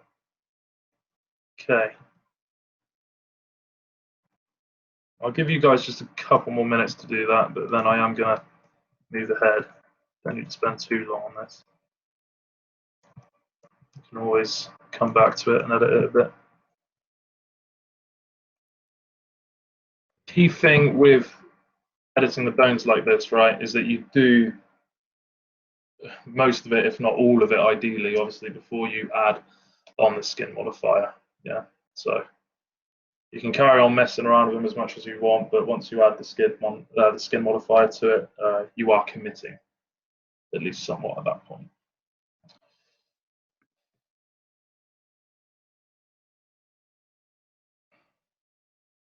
As I mentioned before the break, I've kept the ponytail separate, and I've kept the hair strands dangling in front of the face separate as well.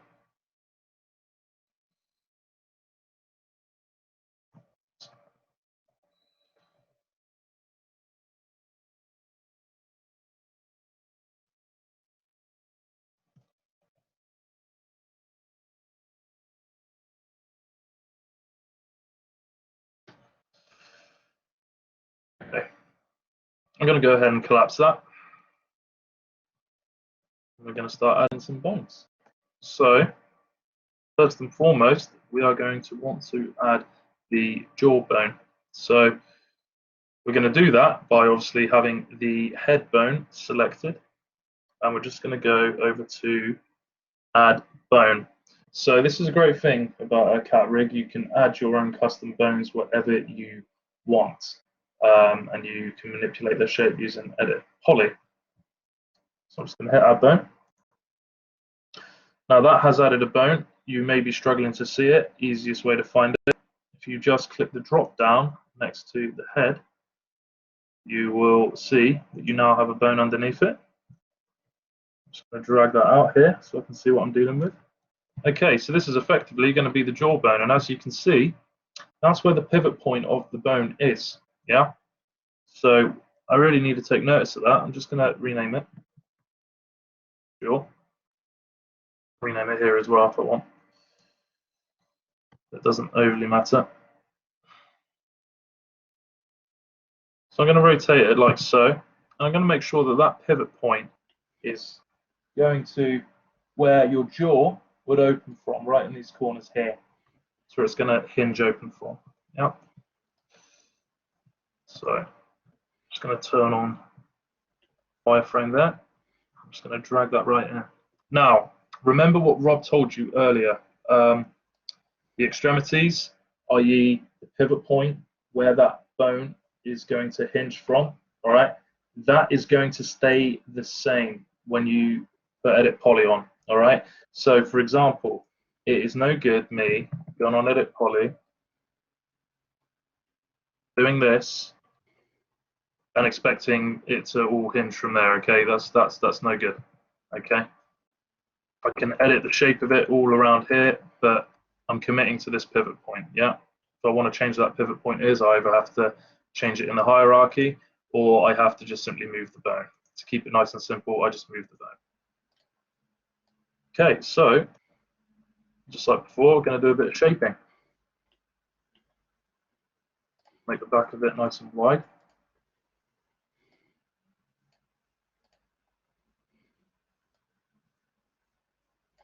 Once again, you do want to be a little more pedantic with these, because you're going to have a lot of envelopes overlapping each other, yeah? We are, in a minute, about to add some more bones to the lips so that the lips can actually curl over the teeth. Because if you actually look in the mirror, I know for some of you that might be a horrific thing to do, but if you look at yourself in the mirror when you talk, you'll notice that your mouth makes different shapes. Yeah, and those shapes, in order to replicate them, you're going to need the lips to move individually somewhat as well. Yeah.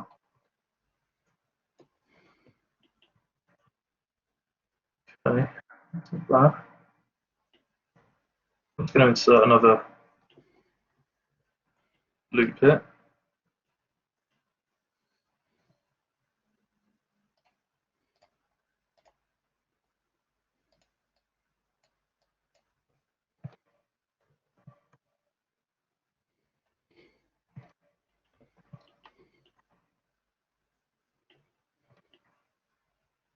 Okay.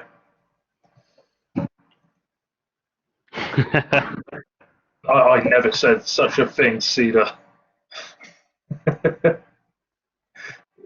Liar!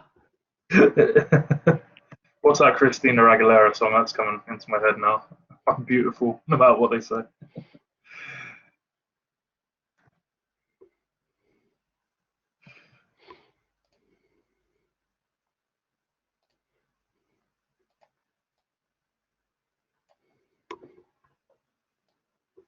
Okay, so going to collapse, edit poly. I'm happy with that. And I'm, of course, going to test it out. Now, of course, I've not got it skinned at the moment, but still, I want to see where it's hinging from. I'm just going to make sure I'm happy with that. Yeah, okay. Around here, that's fine. But just to double check, you don't have to have the mouth animating. Is that what you're asking, Lucas? Sorry. You don't have to. No, it's not a requirement of the brief. Yeah, you don't. No worries. No, you don't have to. You don't have to have the eyelids closing or animating either, guys. This is somewhat optional. Okay, we require you to have a animated character in an idle animation. Ultimately, it is somewhat down to you guys how you rig it. Of course, if you do all of this stuff that we're showing you, it's going to be better. It's going to give you a better chance of receiving a better grade, of course. I don't know if you agree with that, Rob. Well, I think the quality of the face is going to be a part of that idle, isn't it? Depends what you want to achieve with it, but yeah, like blinking at least is something that I would strongly suggest. Yeah, I mean, this is something that myself and Rob say every year. Look, even if you have modeled and textured a beautiful looking character, if they're just staring straight like that, I'm telling you, it does make it look, rigid. Just having them blink, it does make all the difference. Blinking just as they're looking to the sides like that, it makes a huge difference. So blinking, I think we should all try and aim for. Okay. So, speaking of which, how about we move on to that part now? Now, of course, if you haven't already, I won't say it again, please make sure the eyes are separate. Make sure as well that in your eyelids you would have enough geometry for the eyelids to stretch and close, yeah? So you would want to add a couple of extra loop segments there if you haven't already done so. I know you're working on mine at the moment, so it won't make a difference. Okay, so once again, with the head selected, we click on Add Bone. And we just go and locate it under here. Okay, there it is. And I'm going to rename that eyelid. I'm going to call it, I'll make it similar to this. Okay, that's the right eye there. As in the character's right eye, not right eye as I look at it. So I'm going to call this one eyelid. Character's right eyelid. I'm actually going to call that upper eyelid because we need two of them. So upper eyelid. Okay, so same thing, pay attention to where the pivot point is.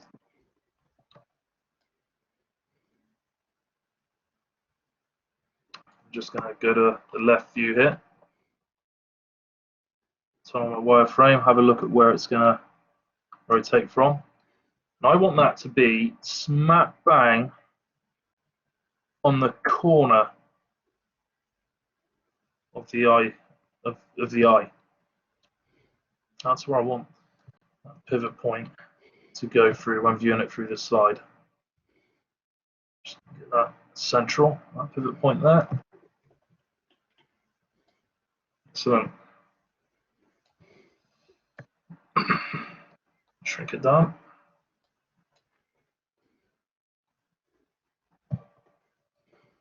As you can see with the rotation, I've just matched it to the eyelid. Now, our eyes do actually go round our heads a little bit. Okay, they're not like on a flat plane like this, they do actually go round. Okay, so because of that, we will want to alter the rotation of this slightly. Now, you can do it just through Edit Poly, but remember what Rob's told you, when you're working on Edit Poly, you're not really affecting the pivot point specifically, okay? You do want the natural orientation of this object to be slightly off to the side. Now, if you want to be accurate with it, you can just turn on the angle snaps toggle, and I'm going to make that so it's negative 10 degrees, just this way, okay? Yeah. Let's Edit Poly on it again and refine its shape a bit. Don't have to do too much here.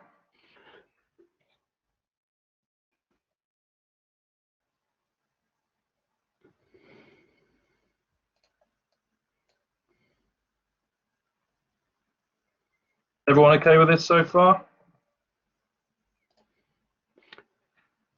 All good here. Yeah, it's fairly straightforward, to be honest. It's more a case of what's the right word? It's more a case of labor than anything else. It's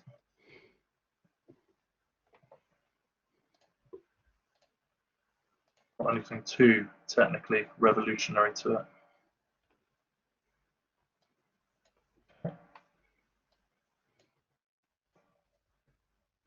I'm just matching that up to the upper eyelid. Let's look at there. Okay, awesome. So what I'm now going to do is I'm going to hold down Shift. I'm going to click and drag, and that's going to copy this bone. Okay, and I'm just going to rename it.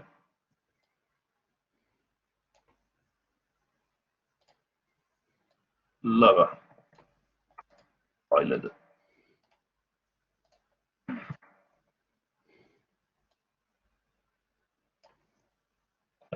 Move that down. So it's important to check when you're copying that it is still under the hierarchy of the head. Yeah, so if I go ahead and I hide this drop-down list, all those bones I've created, they should be disappearing under the hierarchy of the head. Okay, you do need to check that when you go copying all of these bones about. Because if they're not, then it's obviously not going to work as you want it to. I'm simply just going to rotate that open so it matches the lower eyelid. I'm checking my angles here.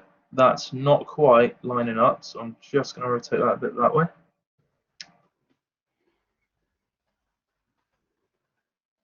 Okay. Now the lower eyelid won't move a huge amount compared to the upper eyelid. When you close your eyelids don't actually meet in the middle of your eye. It's mostly your upper eyelid that does a lot of the movement. So that's what you want to pay more attention to.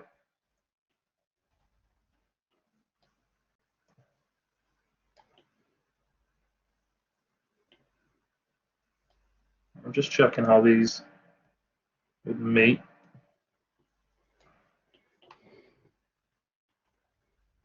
I'm just going to move the lower eyelid a bit deeper into the head.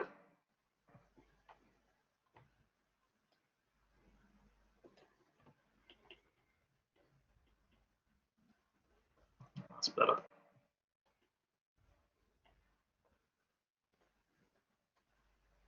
So as to rotate that up. That's good. You want it so that they're not overlapping too much.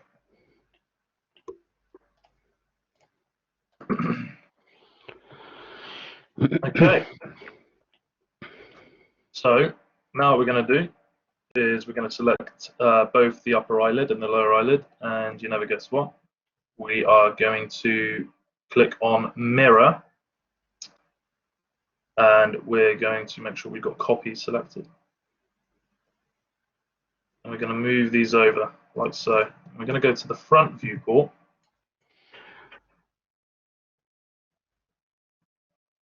We're going to get these to line up as best as we can. Now, if you really want to be Are we doing clever, the mirror in the X and Y? no, just in the X. Okay. Yeah.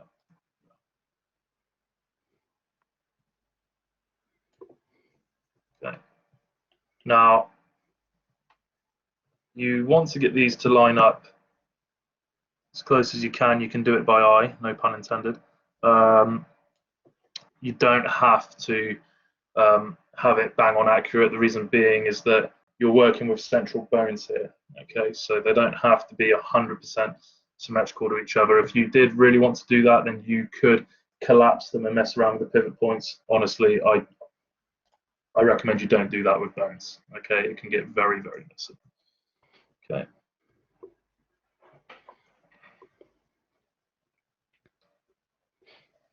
And I'm just gonna rotate them laterally a little bit. There we go. Okay. Now, we are going to add a bone for the eyebrow. Now, of course, what you can do here if you want is you can, once again, click on the head, add bone. Okay, where it is, pull it out, the head, name it brow. But what you notice, what you can also do is on this custom bone, you can actually add another bone to it. You can actually add another link to it if you want to. So if you wanted 2 bones for the eyebrows, you could get more unique movement there than you can. I personally don't bother. I just stick it to 1. Excuse me. And I'll make sure that that is dead in the center of the brow. So I'm just going to rename that again. This is going to be on the right side of my character to begin with. So my character's right side. So I'm going to call it R brow. And once again, I want the pivot point to be facing the head. So I'm just going to rotate the object and position it accordingly.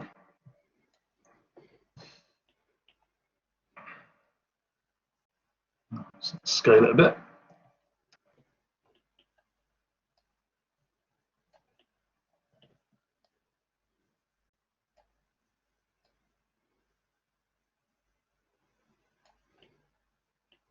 I find that changing your rotation to local can help when you're doing a lot of this, if you haven't already. Once again, I'm rotating it just to match the contour of the head slightly there. I don't need it to be that wide. Just gonna bring it in.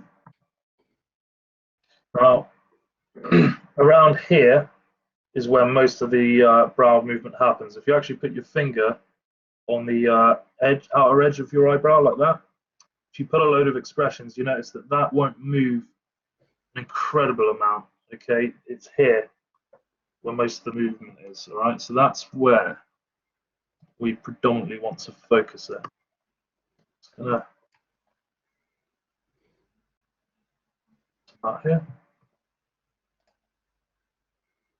About there is good. And once again, I'm going to go to the front view, and I'm going to mirror it.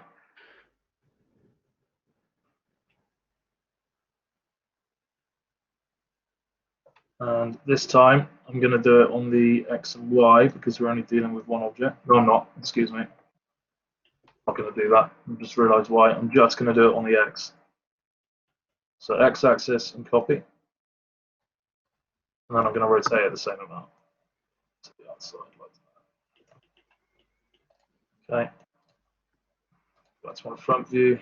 Make sure it lines up as close as possible.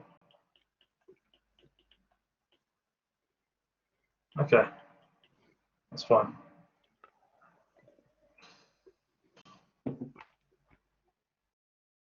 Now, I'm going to do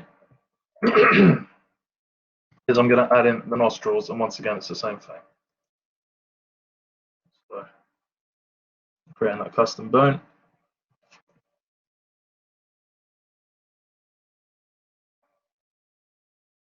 Now here's a bit of a question. What's the point in doing the nostrils? When you make different face expressions, your nostrils do move a bit. Once again, it depends how far you want to go with this, guys. Your nostrils do flare a bit as well in an idle animation. Now, why do you think they might flare during an idle animation? Yes, breathing. Breathing. I like it. Yeah, breathing. Of course, exactly. So once again, it's all about just getting your character to look natural, and a lot of the attention, as Rob pointed out, we do pay attention to the face. It's normal. You do that. You're looking at someone, you're looking at their eyes generally. Okay, so if the eyes aren't blinking, it's rigid, and if they're kind of static and like that, it's it's just these little things that will add up, really.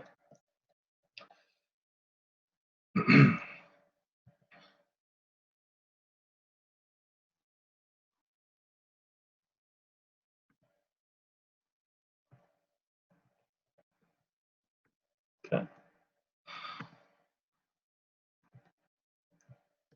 So you don't have to change the shape of this much at all. It can stay a box, really. You're not affecting too many vertices here.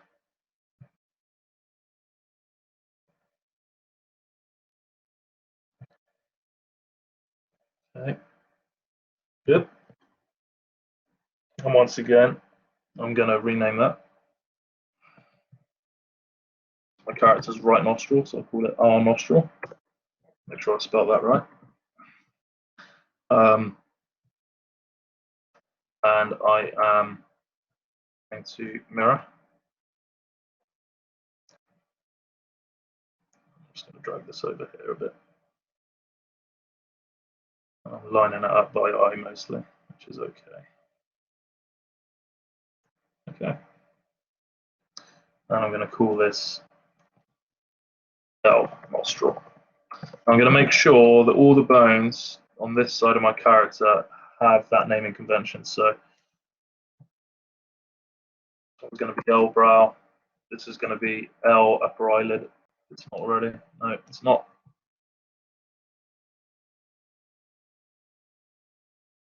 This is going to be L lower eyelid. Ooh, okay, right, we're getting there. Now, there's a final thing to do. We need to add in some bones for the lips. Now, we're going to have a composition of 4 bones. Okay, 1 for the upper lip, 1 for the lower lip, and then 1 in each corner. Okay, so it's a total of 4 bones. So that's what we're going to do now. So once again, these are going to be under the hierarchy of the head. Now, under the hierarchy of the head, you are going to have the upper eyelid, and you are also going to have the corners of the mouth. The lower lip is going to belong to the jaw. Okay, so we're going to do the upper lip and the corners of the mouth first. So with the head selected, I'm going to add bone.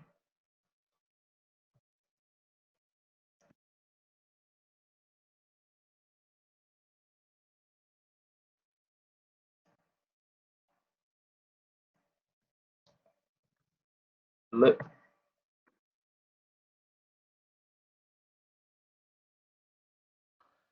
And once again, this shape can stay a box. It doesn't have to cover the whole of the lip, and to be honest, you wouldn't want it to either. It gets a bit messy and in the way.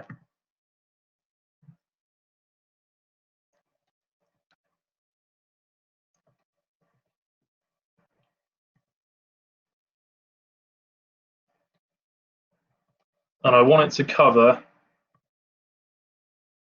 the Cupid's bow area of the lip, about halfway between the lip and the bottom of the nose. And of course, it's going over the muscles of the upper lip. Can we remember the technical names for those guys? What's the name for the Cupid's bow on the lips? Begins with P.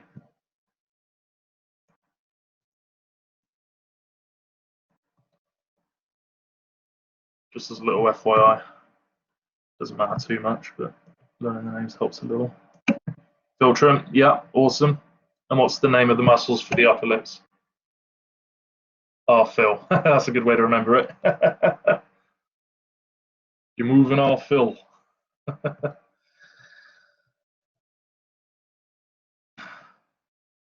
What's the name for the muscles of the upper lips, guys?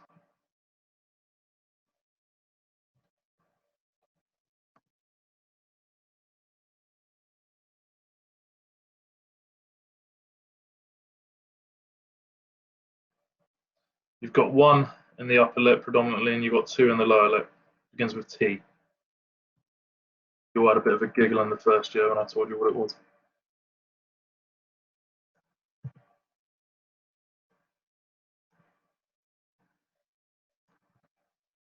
Tubercle.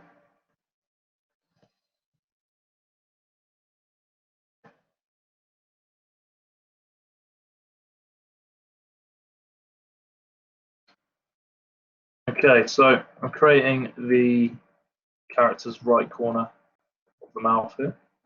Once again, it's just going to stay a box.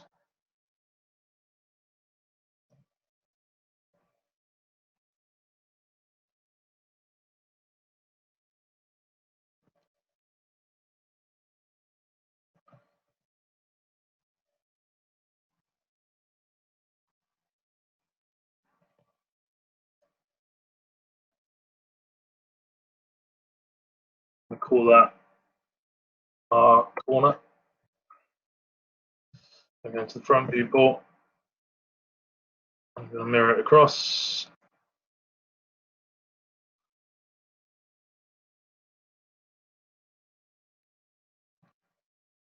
And I'm going to call this one L corner.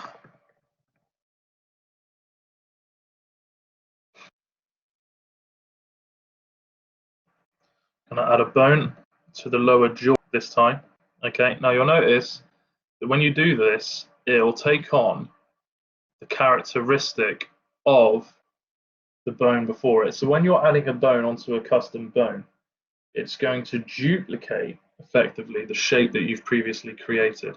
Now, because we haven't gone too complicated with the mouth, this isn't a problem. But that is something to bear in mind for the future. If you are going to add custom bones on top of custom bones, you might want to add in all of the bone joints first and then edit them after. Yeah. But in this case, it's not an issue. I'm just going to add a quick edit poly onto it. Of course, I only want it to be a box. And with this edge selected, I'm just going to remove it. And I'm going to enlarge these vertices here a little bit more like this. Okay. And I'm going to collapse that. Once again, you notice how I edited these, and I did not touch these. That's because these are on the side of the pivot point. Do not mess around with the pivot point. You can help it.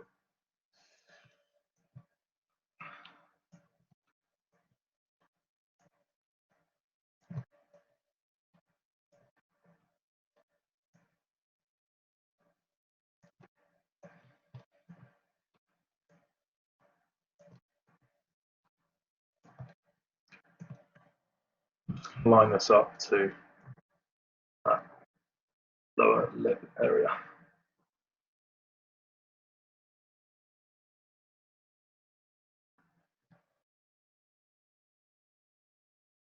Okay. I'm going to call this lower lip.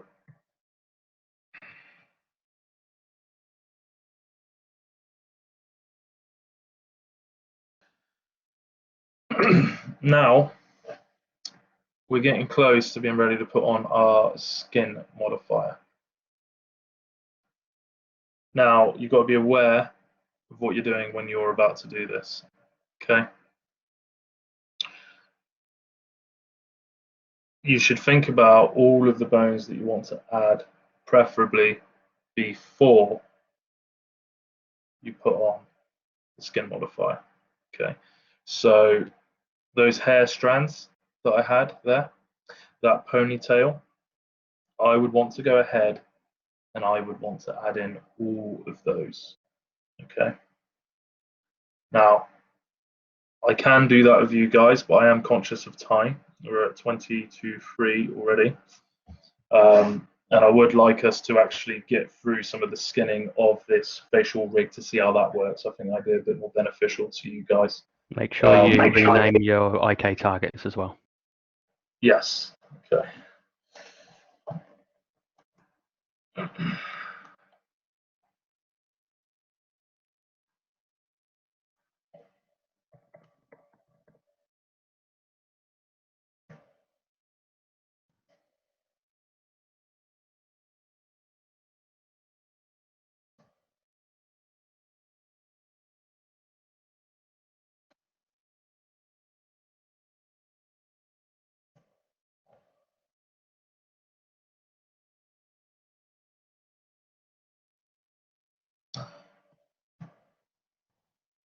It's important to do this as well because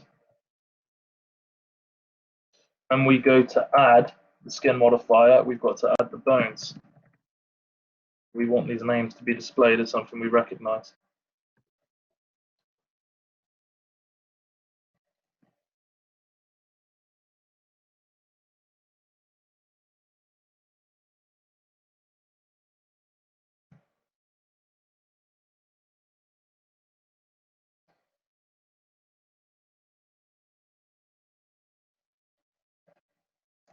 Make sure that edit poly is collapsed on all of them. Let the rename, obviously.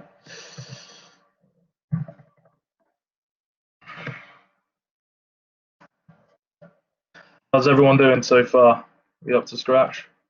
Or up to date, rather, should I say?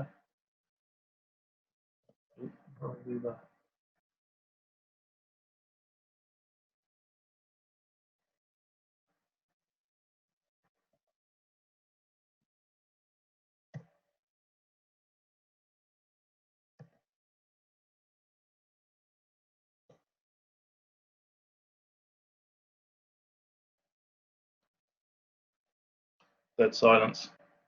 Is everyone up to this point?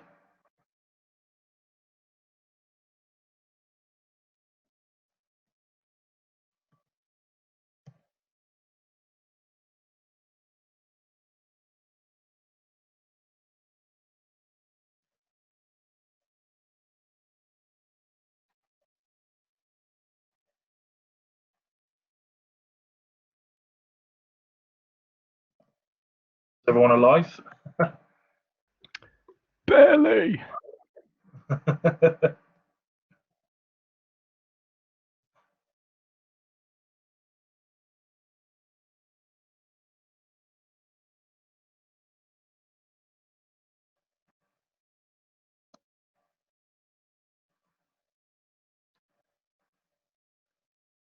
Still doing your high poly, but paying attention. Okay.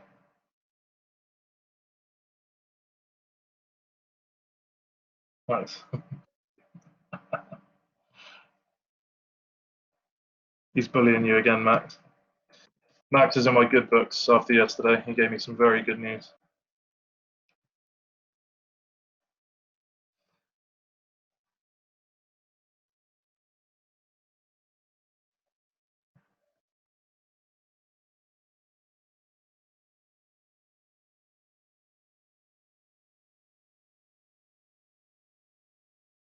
Oh, you lying again, Max.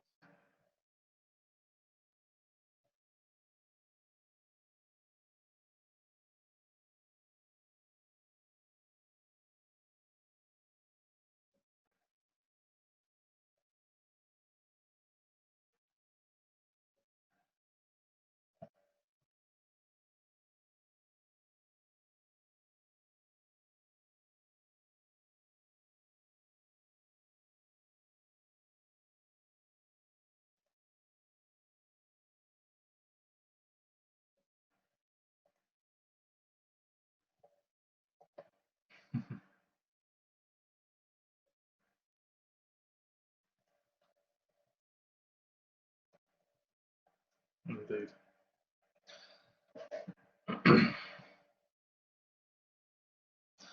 Okay, so I'm going to unfreeze all. And I'm going to select my character. I'm going to save this before I do it. Are we selecting now the body or the clothing? We are selecting the body. Just the body. About the hair, we need to know exactly what we're using.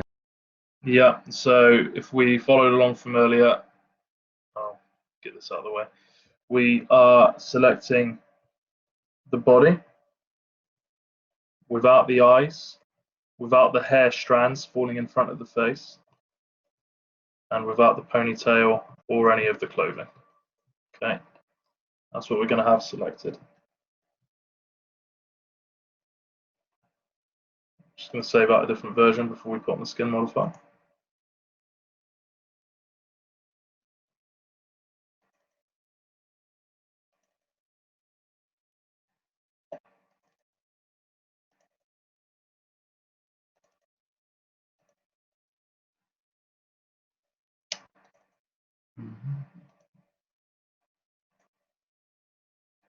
Okay. I'm going to apply skin modifier.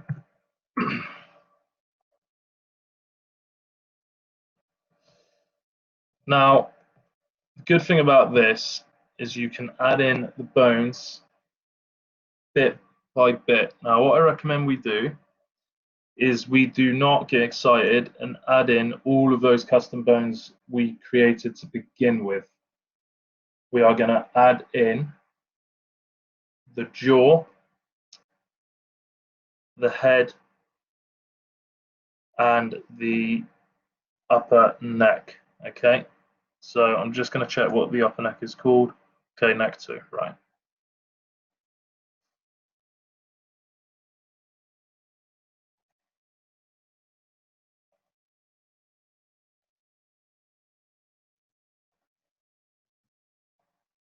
I'm just going to select those for now. Okay.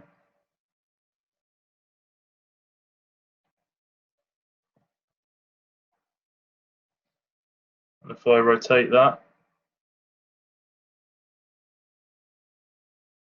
I can see the movement is working as I would expect it to. Now, of course, this at the moment is absolutely awful, so we need to fix that. Okay. Now, I'm going to turn off see-through temporarily here. That's the character.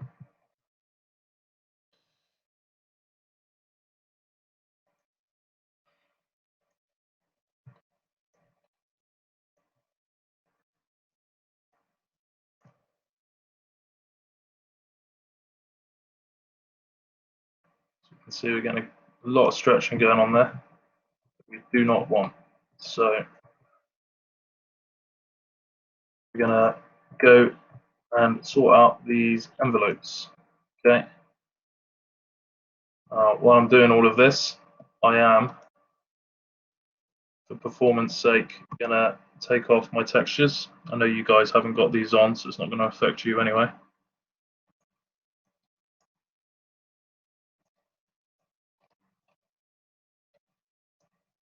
I'll go ahead and do that. So here, which bones are we leaving out in the skin? We are leaving out all of them except from head, jaw, and neck 2 at the moment. All of them. Okay. Now, this is quite important, this bit, because this is going to save you a lot of time. We're going to go on vertices. We're going to turn on edit envelopes. We're going to have our head envelope selected. Okay. The first thing we want to do is we want to take the size of that envelope down. Okay.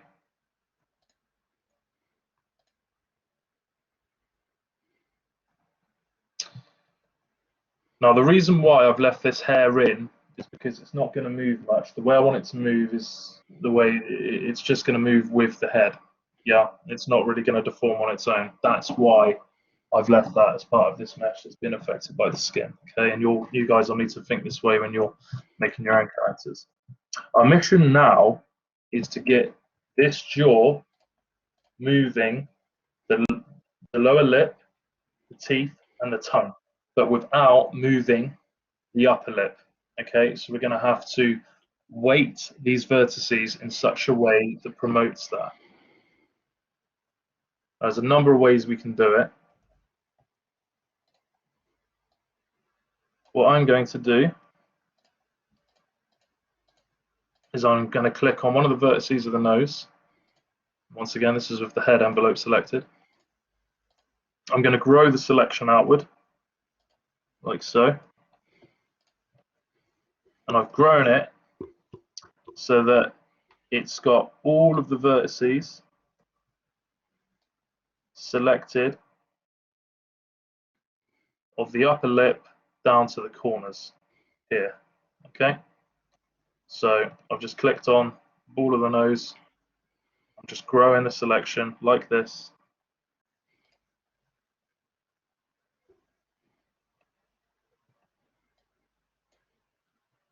And this is my current selection. And I'm going to weight all of them to 1. Okay, so it's going to be really, really rigid there. Okay, now that's done most of the job, but still not quite all of it. And I've also gone a little bit far here. So I'm just going to hit undo. I don't want this loop selected, I just want that loop coming off the corner. Yeah, so I've weighted all of that to 1. Okay. Now, we need all of these verts inside the upper mouth weighted to the head as well. Okay. So once again, I'm going to try and take advantage of these selection tools rather than going in there and rotating about and selecting them all individually. I'm going to click on the front of the upper lip and I'm going to hit grow selection. I'm growing it again and again until I've got about this far. I'm hitting 1. Okay, cool. That's got the lips in. That's good. We now need to get the teeth. We need to get the upper mouth in. Okay, so let's have a look at a couple of ways we could do that without rotating about and having a bit of a headache. I've just selected the vertices on the 2 front teeth here. I'm just going to grow them.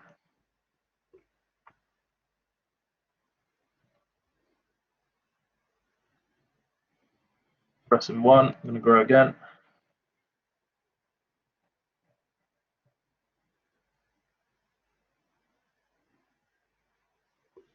And I'm going to continue and do that with all of the teeth. So because the teeth are separate objects on this, well, not separate objects, sorry, separate elements on this mesh, I can actually just grow the entire selection onto them without any limit. I can keep hitting that all day long and it's not going to select anything outside of that mesh.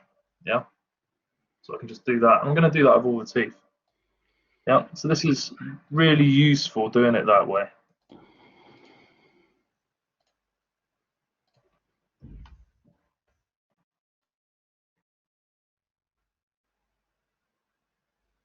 I want to make sure I've got all of the teeth selected.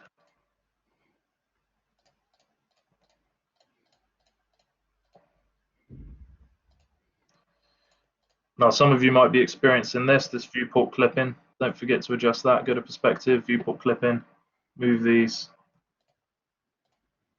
little yellow sliders as much as you can.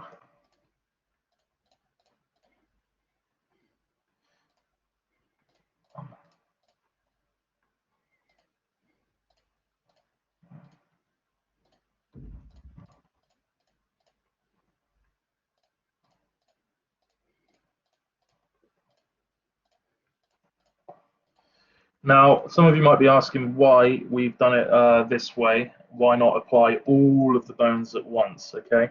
Well, hopefully this is starting to give you an idea as to why that is. If we had the lip bones here, right, not only would we have to try appending some of the weighting here to the head, we would have to be going into those envelopes, we'd have to be removing weighting off them, and we'd have to be applying it onto the head. Or we could end up accidentally selecting those envelopes as well.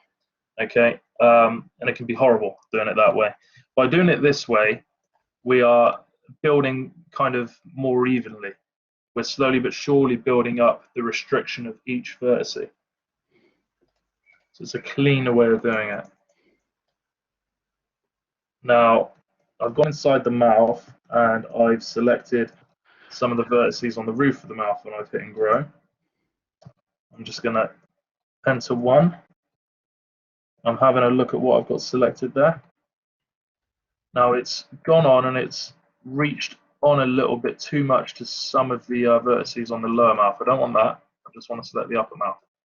So we could mix up our selection methods here. You might want to go perhaps into a side view like this, and you could drag out a box like that and select the vertices of the upper mouth that way. That might be a better way to do it. Because what I will show you guys is what it looks like if you don't follow this method. Do you want to show them that now, buddy? Yeah. Yeah, go ahead.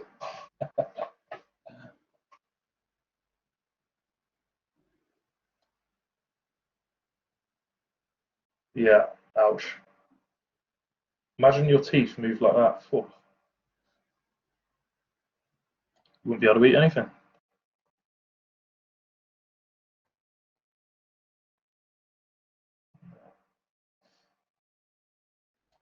So as you can see, the head moves all right like that, but obviously those individual points, they're just oof.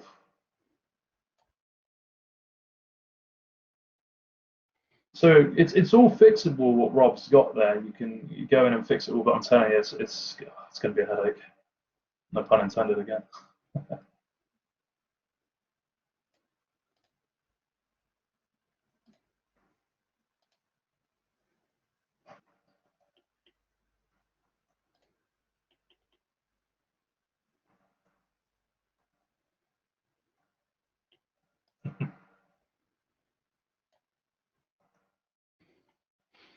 Yeah, so that's obviously not the way I'd recommend to do it for the reason that Rob's demonstrated there. But still, it's a way. It can work, obviously. So back to this, I'm selecting the vertices of the upper mouth as best as I can.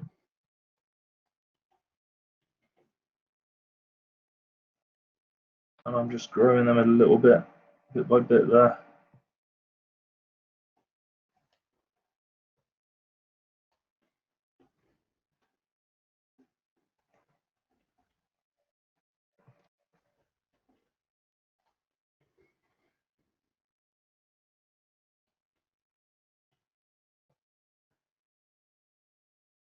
And this is the interesting part where I want it to slowly transition at the back of the mouth down to the lower mouth.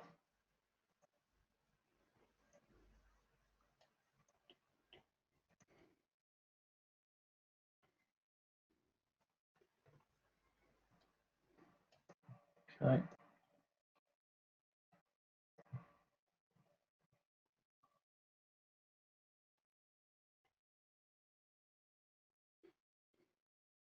And I'm making sure I've got all of these back teeth selected there. Just to make sure that everyone's aware, when you're moving things, make sure you do it in an animation mode, please. You're editing the bone still, if not. Yes. Okay, so that's, yeah, that, good. Thanks, buddy. Forgot about that, and that's a vital one, isn't it? So all of this that I'm doing now, where I'm testing out movements, yeah, I'm constantly hitting undo. Yeah, and I'm saving before I move any bone, because I appreciate that I am not in animate mode. Yeah. I actually recommend doing it the way that Rob showed you earlier. You create an animation base layer. You go into animate mode when you want to test out those movements. Okay. It's a safer way of doing it. Once you get confident, it is obviously quicker just to move them without having the faff of going in and out of animation mode. But be aware that when you do that, you need to return them to their original position. Okay, it's vital. And that applies, I think I can safely say, to any method that you're going to animate with. Rob's going to demo it now. Okay, so all you got to do is select one of the bones of the body. Go to the motion panel. In here, just create yourself an absolute layer. Okay. Turn on animation mode. That's it. Yeah. Okay, because then you can put it into a certain position that you want and test out what the visual looks like. Yeah. You'll be able to see what the result is of that. And then at the end of that, if you don't want to keep it anymore, just delete the layer and it takes it back.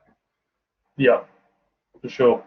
Okay. That's something we will be getting onto as well when we actually pull the mouth completely open.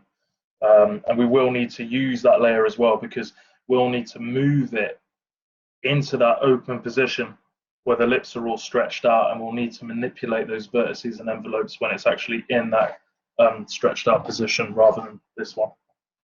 So we will definitely get onto that. Cool. Okay, so I've now got.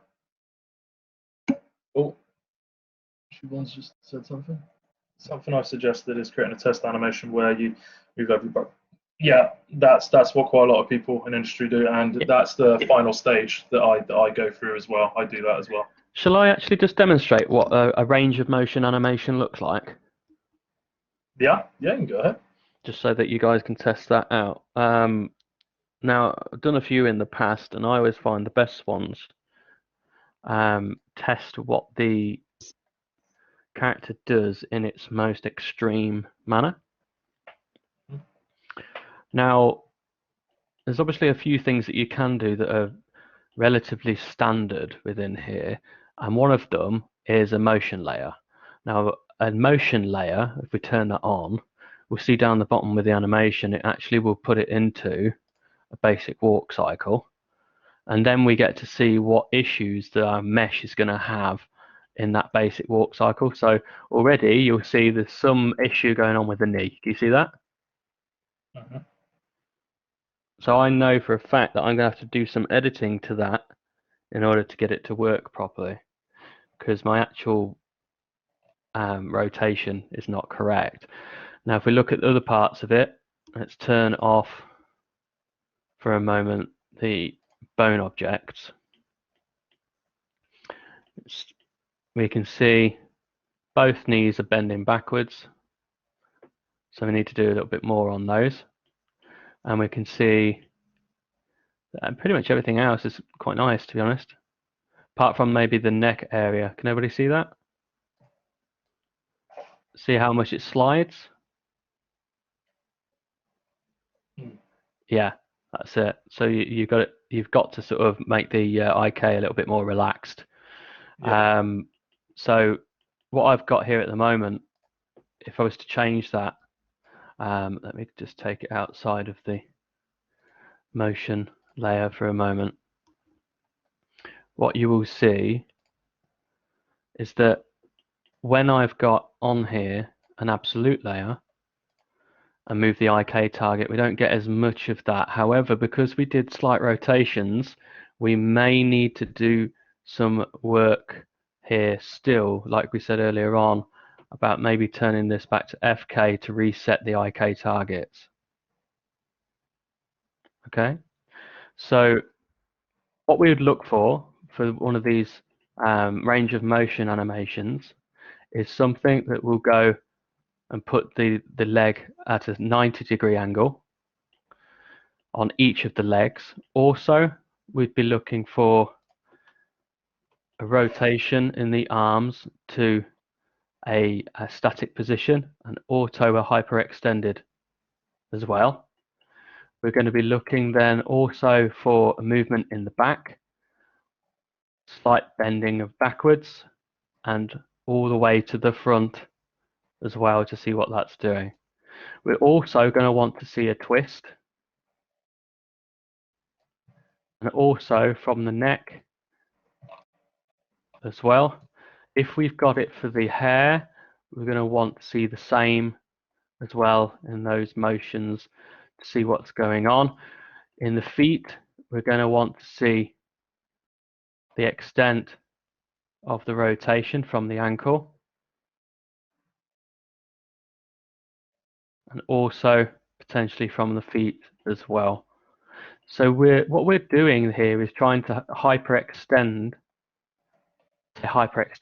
put the character in a position where it is going to be at its most extreme movement.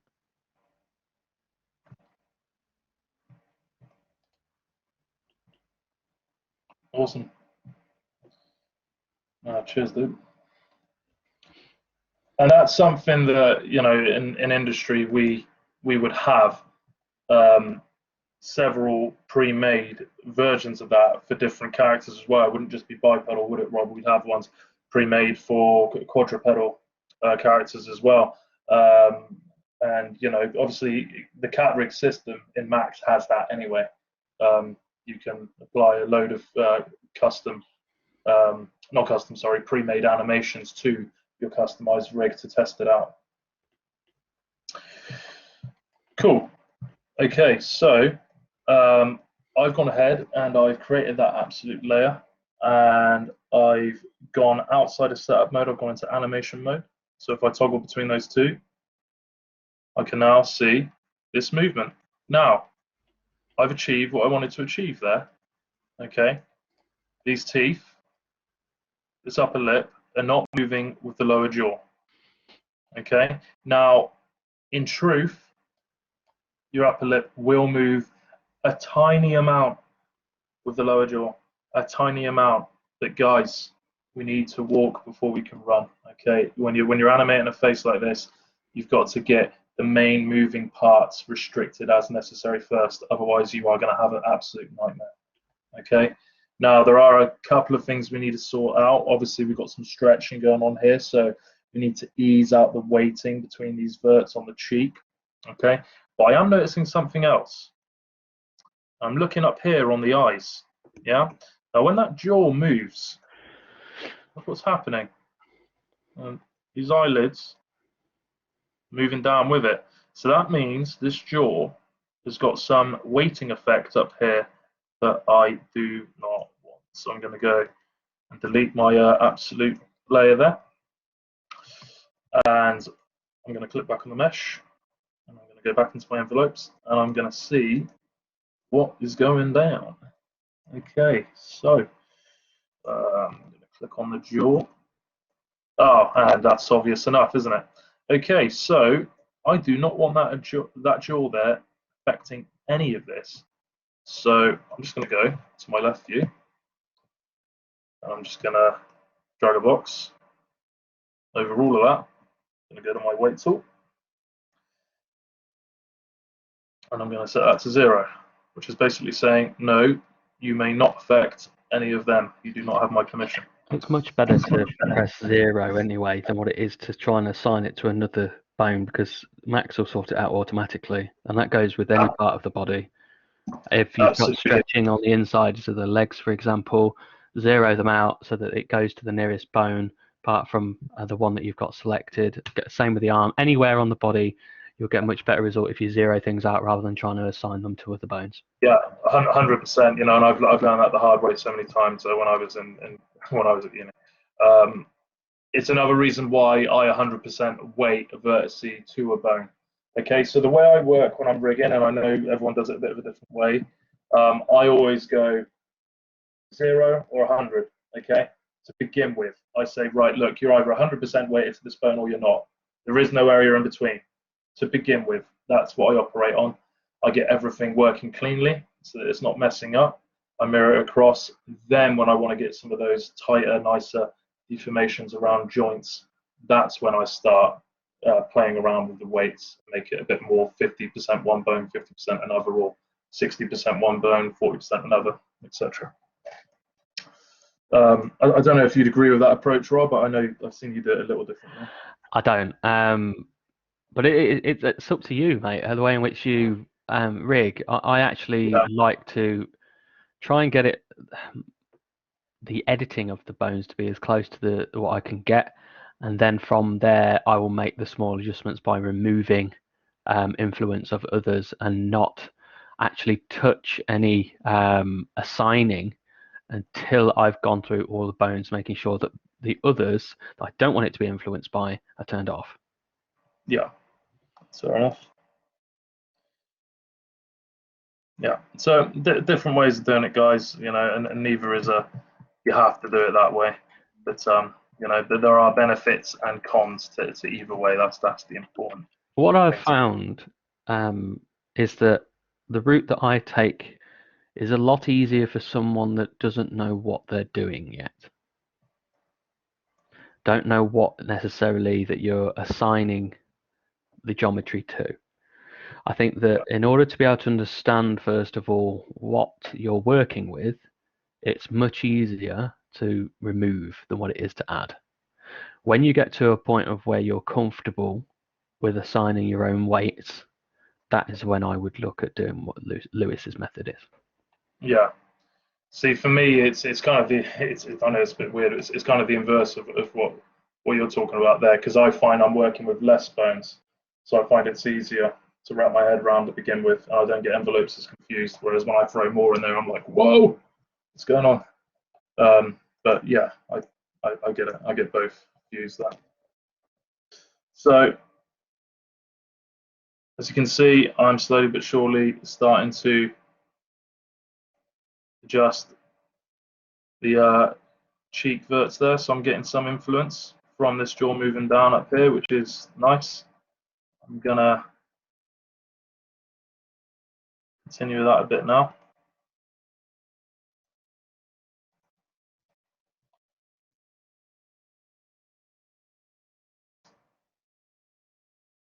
And I'm gonna go onto the head, and I'm gonna select verts, just a couple of verts here, and I'm gonna select those to the other side as well. And I love doing this. So I no longer set these to 1 or 0. Now I'm kind of doing the in-between. So what I do, I'll add a bit of weight. I'll grow the selection, add a bit more, grow the selection, add a bit more, grow the selection, add a bit more. Okay, now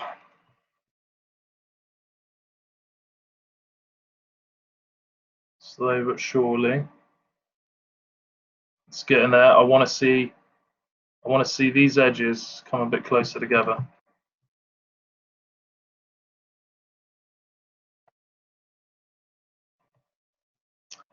So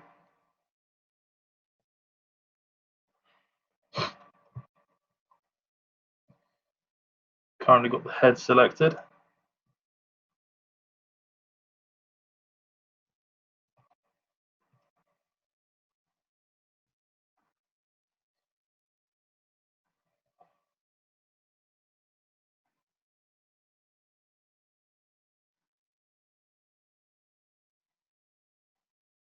Just going to add a bit more weight here.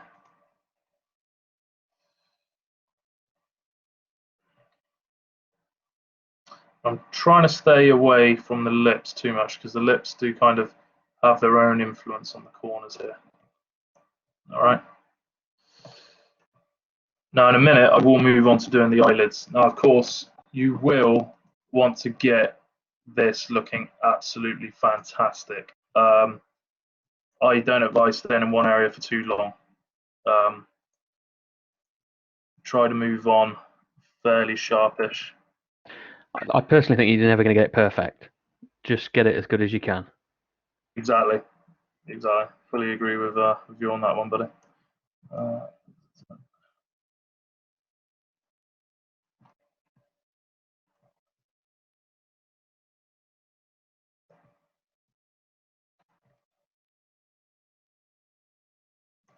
Okay, and it's the same thing. So I just hit set a few times, 2 to 3 times. I'll grow the selection.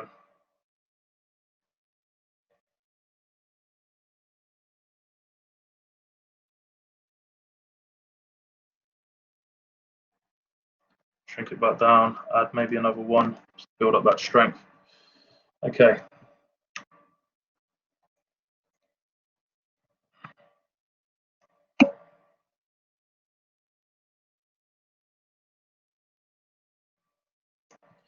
Exactly that, Siobhan.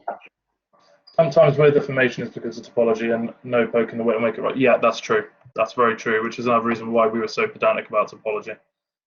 I like to think that the facial topology on this character is fairly clean. So it's usually this hasn't caused me problems to animate. The only thing that caused me problems is, as I say, that skirt down there.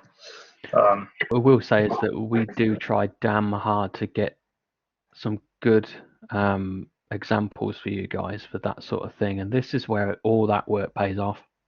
Yeah. Well, I mean, at least, yeah. we hope it pays off. Yeah, it seems to. It seems to. Okay. So what I would do now is I would, of course, now look at adding in those corners of the mouth there. That's what I would be doing now.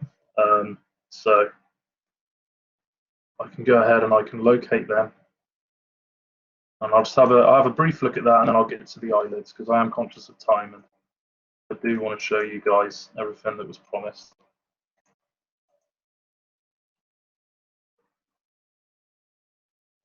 I must be experiencing lag because I can't see my my ad window. I'm just making sure it's not popped over onto my second monitor. Mine No, usually does, so I'd probably just take a look. Yeah, I'm going to minimize the collaborate window. No. Oh, where have you gone? You do not want to be found.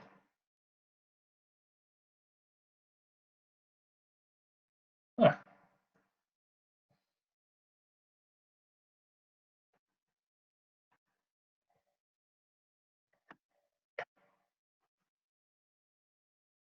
Just turning my second monitor off.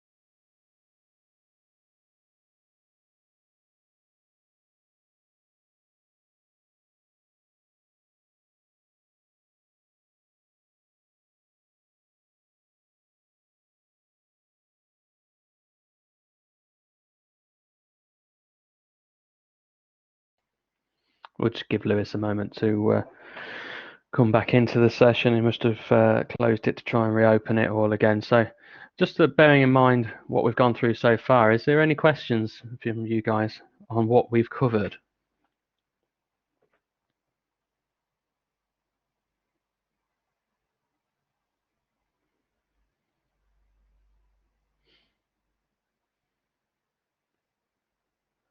Now, we know this is a rather lengthy process, including everything in terms of the face bones that we've currently gone through. Now, I would suggest that the ones that are going to make the difference are going to be the ones for the eyes. Pay close attention really to doing the eyes and the bottom of the jaw movement. I think that if you're trying to get the most out of this animation, if you have time as a part of your production, I would concentrate on those, getting the jaw movement from the bottom jaw opening and closing, and getting the blink in the eyes, which is only going to be relying on the upper and lower eyelid, so not overcomplicating the facial rig too much. Now, we do have some videos on a more in-depth route that involves doing extra poses within ZBrush for the face. This then requires you to have morphed versions of your character. This then uses them to program them into a more sort of malleable object in between poses. Up to you guys if you're interested to take a look at that. You can then assign the some of that stuff to these bones in which you're creating in order to get a more fluid representation. There's a lot of different things online to be able to help you in that process. Now, hopefully Lewis is back with us now and not having too many difficulties with his connection, so that can continue that part. What I'm going to do is again post in the YouTube links for what we suggest that you follow from our channel. Now, the video that we've got here is for the body of the character, including some of the clothing. So post that into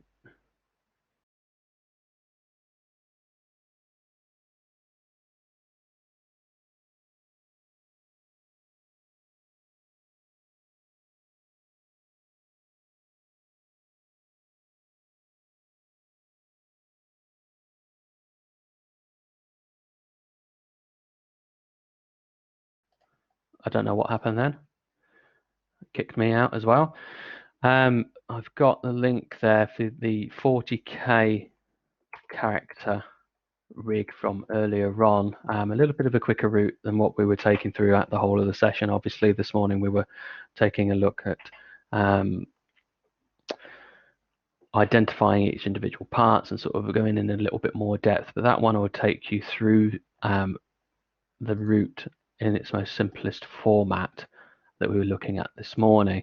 Now, if you're interested in taking a look at doing the facial rig or preparation for facial animation, we've also got another video for you guys to take a look at as well, which I'll now post into here.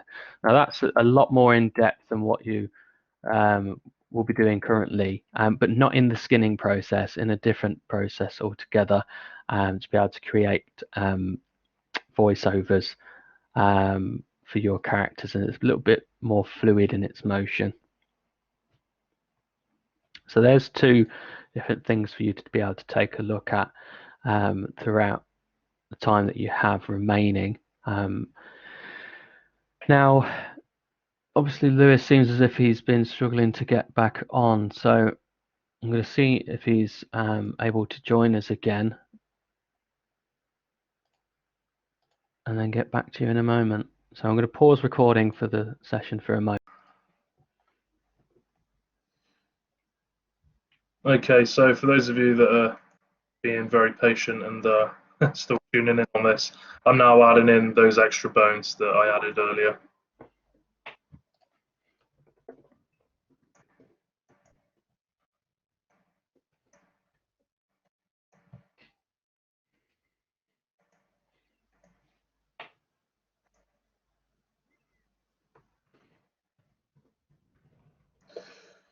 Yeah, it's not been good at all. Okay.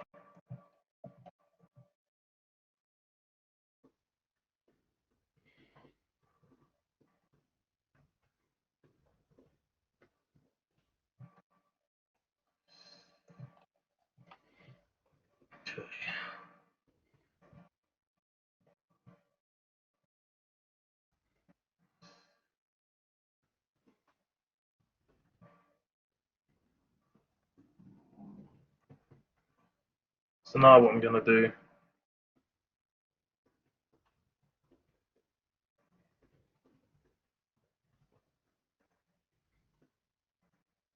is just add some weight to these corners.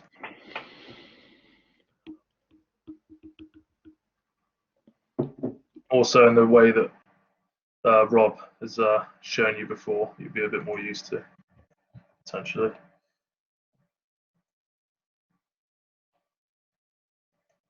So rather than setting them all to 1, I might set the first one to 1. I'll grow it out.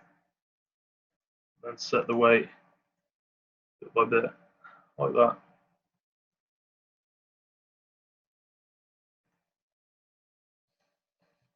Okay.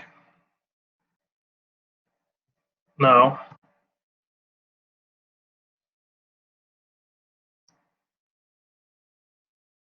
if I want to, I'm going to use my absolute layer for this actually.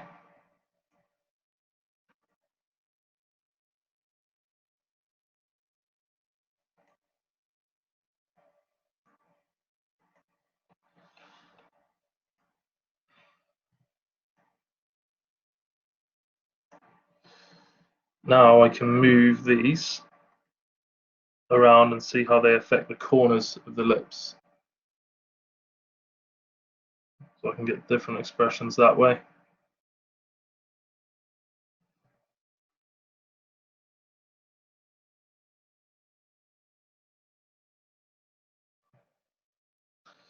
Of course, if I was to add in the lower lip and set weight to that area there, I could use that to curl the lips over the teeth as well.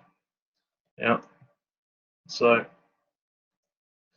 that's essentially that. And the principle is exactly the same with the eyelids.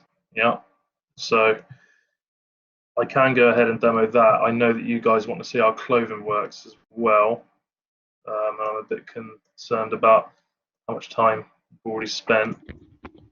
Yeah, I think we should have a look at clothing as well whilst we I have think time. so as well. Yeah, I think so, for sure. Now, I'm just going to click on the body quickly. And I'm just going to check the envelopes that I've currently got in place here. Now I'm noticing that on my jaw I've actually selected the breasts. I certainly don't want the jaw to affect the breasts. I'm just going to set that to 0 quickly before I go adding anything else. That'd be so weird. Some of the things that this software wants to do without yeah, even asking you. I mean, when I did it earlier on, I had the jaw affecting the entire body. yeah, that's it. That is it. So it's just weird. Anyway, right, so I'm going to go ahead and I'm going to add in, not cross sections, excuse me. I'm going to add in the rest. Okay.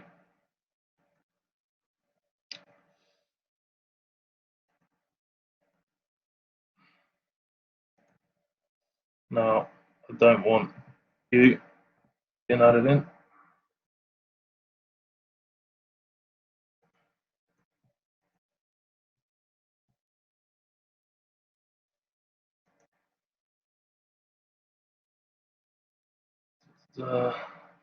Like platform.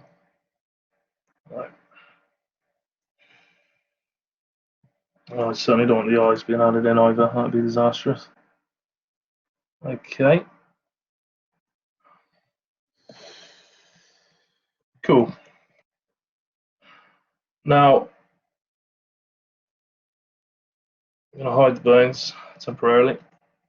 And I'm just going to focus on this area of the body. So what I'm going to do, I'm going to rig this top part of the body, and then I'm going to get that brassiere piece of clothing, that bralette, I'm going to get that to move with the character using skin wrap. So I'm going to go on, edit my envelopes. I'm going to do a bit of inspection. Okay.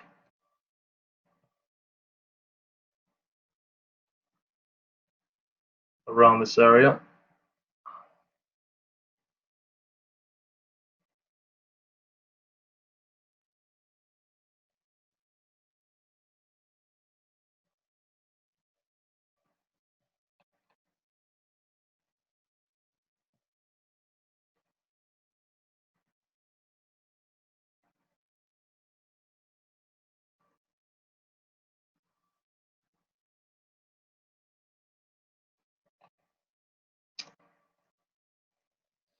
Now, any part of your character that is going to move, all right, or deform, you really, if you want to, go into the extra, you would give them a bone.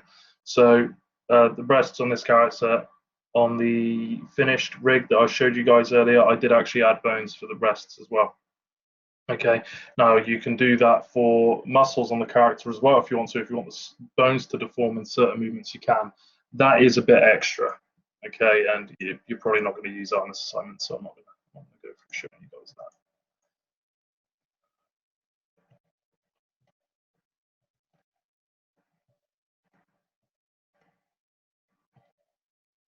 that. Okay, you can also use loop as well. It's another good way of selecting.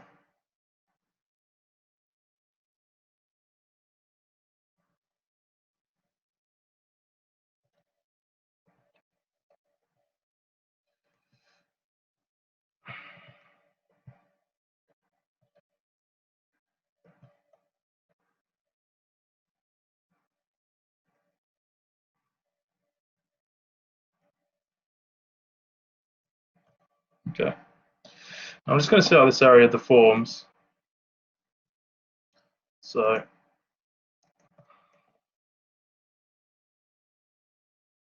okay, got a bit of weird deforming going on there.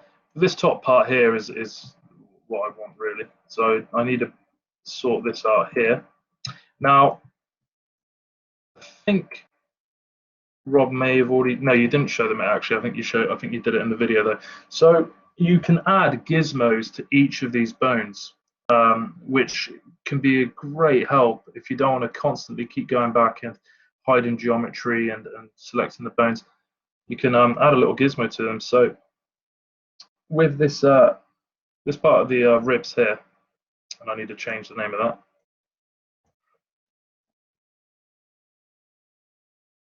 Do that in the target as well.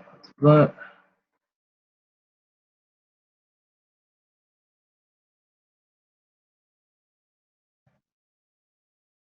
I right click, and I'm going to go add gizmo, and add a circle to it. Yeah.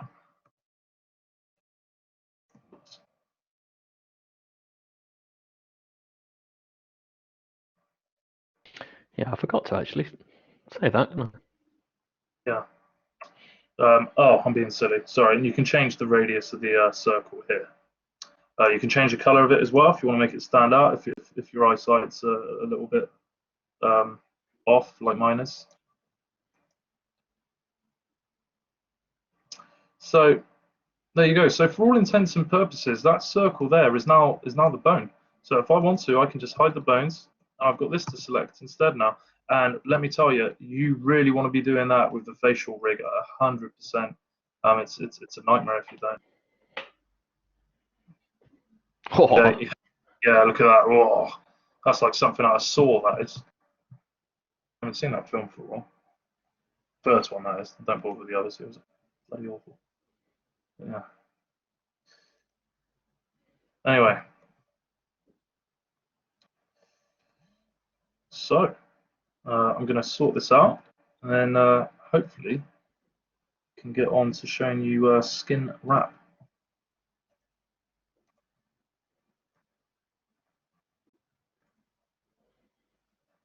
Fingers crossed that'll answer a lot of your guys' questions.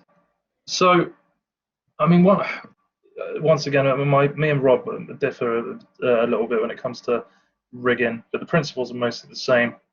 One thing I always say, Rob, with the envelope is that the vertices that are closest to the center of the envelope and the bone, they're the ones that you want weighted the strongest. The ones that are getting closer to the ends of the bone, those are the ones where you generally want it to be weaker in strength. Yeah, consider the envelope a blast radius.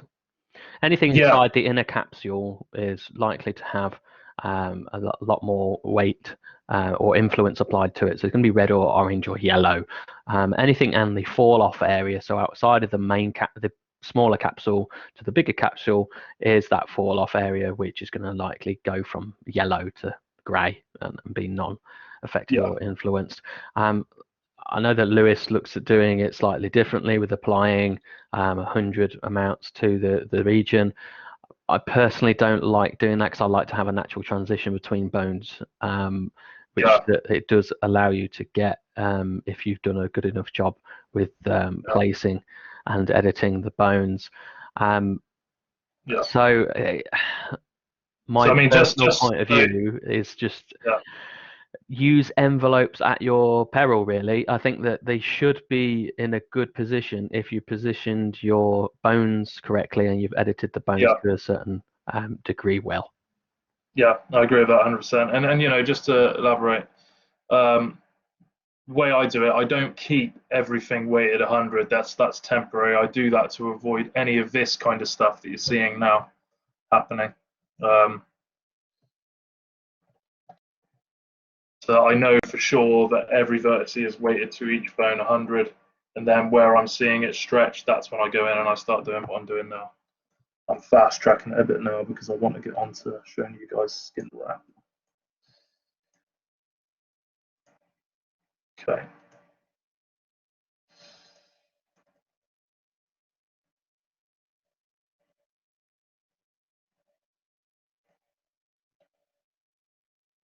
Okay. All right, I'm just going to see how that looks. So once again, you know, really, if we're doing this properly, which we should always be, let's go ahead and add a gizmo for each of these bones. I think I just clicked off then. My bad. Excuse me. I hit cancelled, didn't I? It's no good. Cool. So I'm going to see how this deforms now. Yeah. Okay, so I've got some issues around here on the shoulders, a little bit here on the back as well. So I'm going to fix that. And I'm going to now, at this point, for sure, make more use of the absolute layer. Because we're at that point now, we're trying out these big movements. So I'm going to put it in that compromised state where it was looking a bit awful.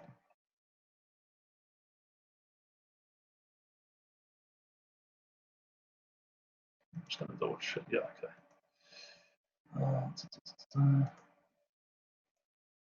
Edit envelopes.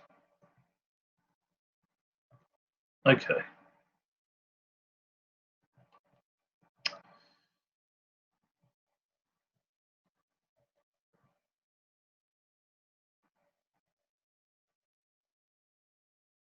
All right.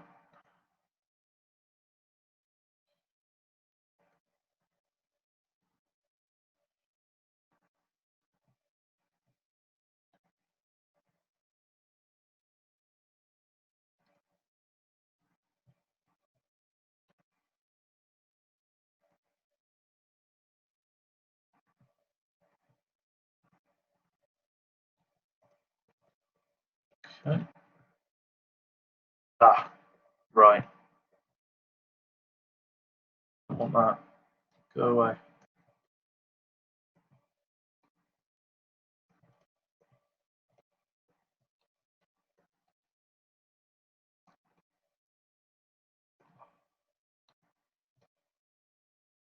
Okay. Better.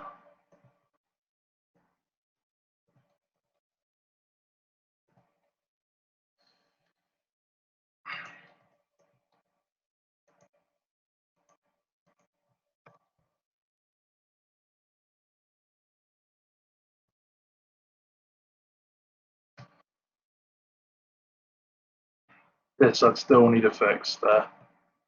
And I'd need to move some of this weighting down. But what I'm going to do, I'm going to get that back to its normal state. And I'm going to unhide all.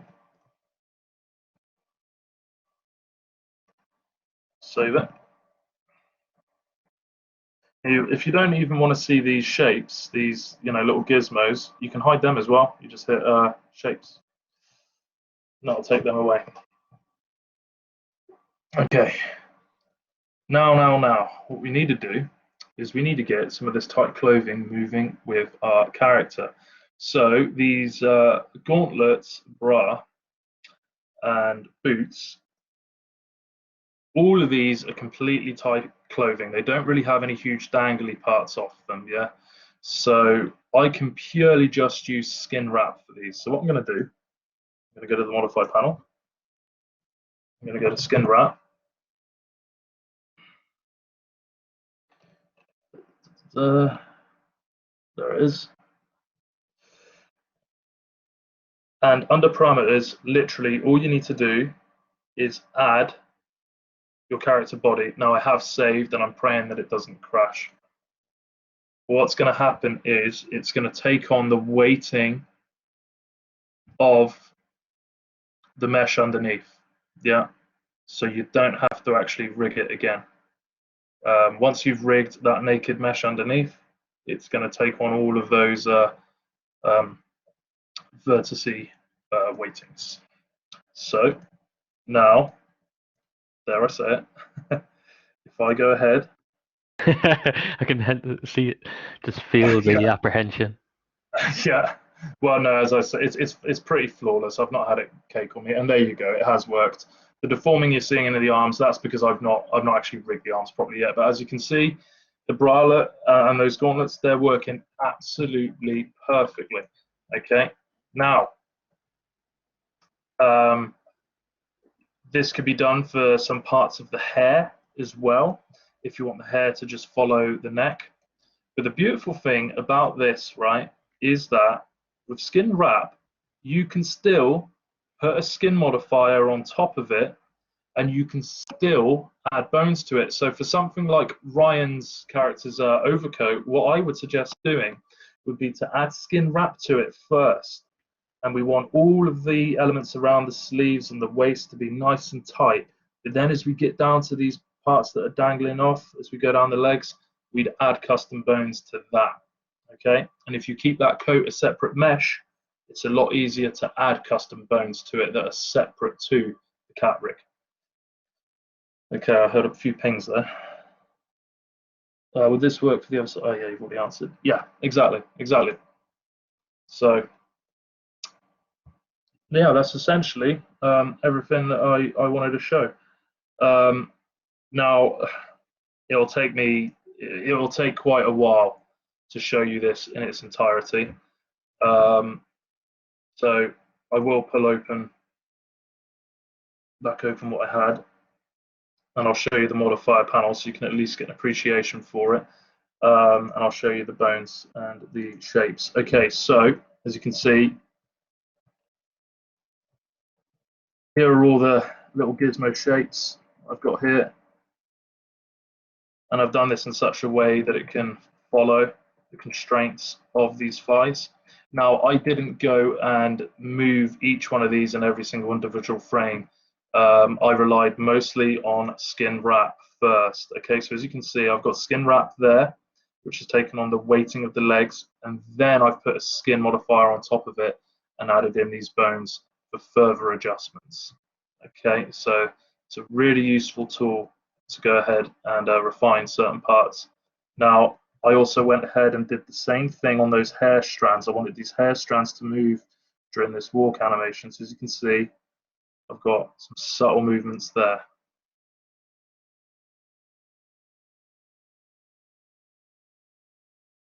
Okay, and I've got the eyes blinking there as well. Okay, so as you can see, I've added all of these gizmos in. These lips, I really wanted absolute control over. So some of these corner parts, I actually added even more sections to them so I could have further control to really get some unique expressions there and to get the lips to curl over and close. For the last 5 minutes, Lewis, fancy taking a look at the eyes, just so that everyone can see what work you've done there? Because I think that's going to be the main concern, really. Yeah. Sorry, do you mean to actually just demonstrate like this, or shall I actually go through rigging it on what I had earlier? Either or, really, just so that everybody can sort of see. Yeah, sure. Okay.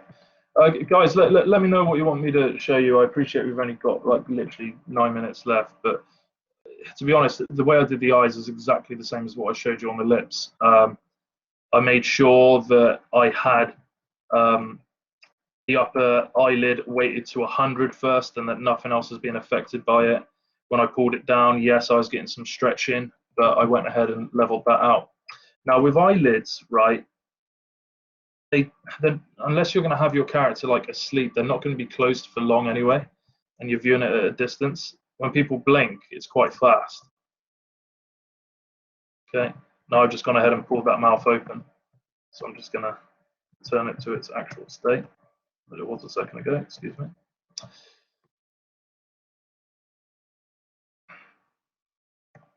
Now with these eyelashes, they're obviously an alpha plane mesh that is separate.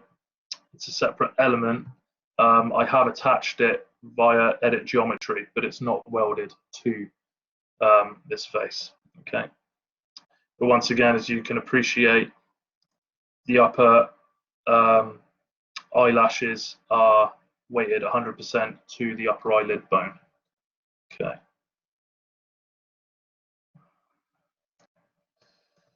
And I've got a tiny bit of a nostril flare as well, not much. And the lips just open a little bit so you can see the teeth there.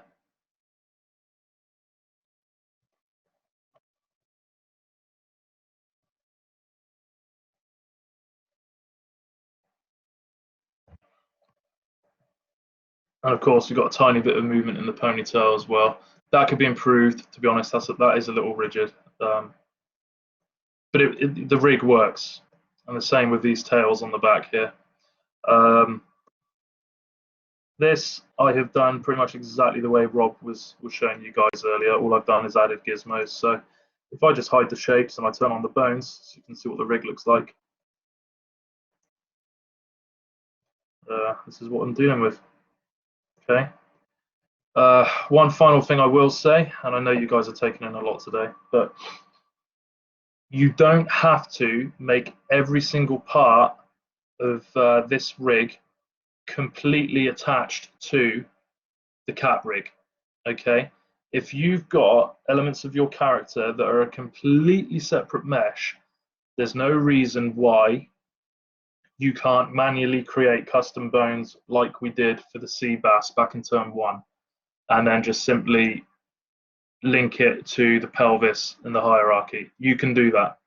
Okay, that won't break anything. You can do that. It can be a clean way of doing it as well. It's up to you. Our advice is, for your first 40k triangle character, try and keep it simple. I know none of it is seeming simple at the moment. All right, and with this character, I was following along with the brief that you guys were given, and I was just seeing how far I could push it. So some of this stuff we're showing you, we would like you to take on. We don't expect you to take on all of it. As Rob said, and I say again, eyelids, I think you should give a go.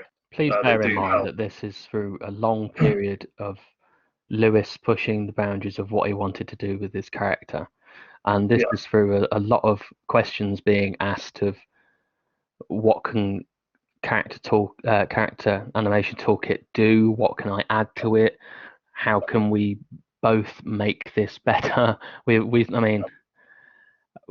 Sharing our knowledge between each other, looking online. There's a lot that's gone into making this. So we're not expecting it to be totally the same as this, but some aspects of what we've gone through today, you may choose to want to pursue. Yeah, for sure. Absolutely. And you know, it's a big thing that we keep saying to you guys. Myself and Rob are still learning. Dan's still learning, so Z, and a lot of us are. And technology is just changing, updating, and getting better. There's new things you can do. Tools programmers just seem to be the kings at the top of the mountain. You're constantly going to be learning. Don't think for a second what you learn at uni is where it stops. As myself and Rob agree, 20% of what we show you guys is what we learn at uni. The rest we attained within the nearly 10 years now, mate, after university. So. Oh, it is 10 in May. Yeah, in May it will be 10 years since we graduated. Fair enough. So there you go.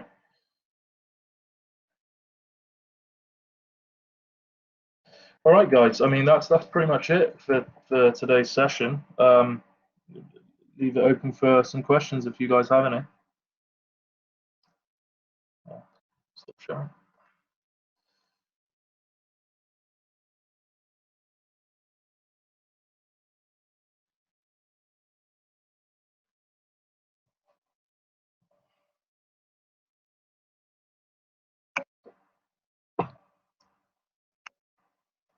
No, you're welcome. Cheers, guys. See ya.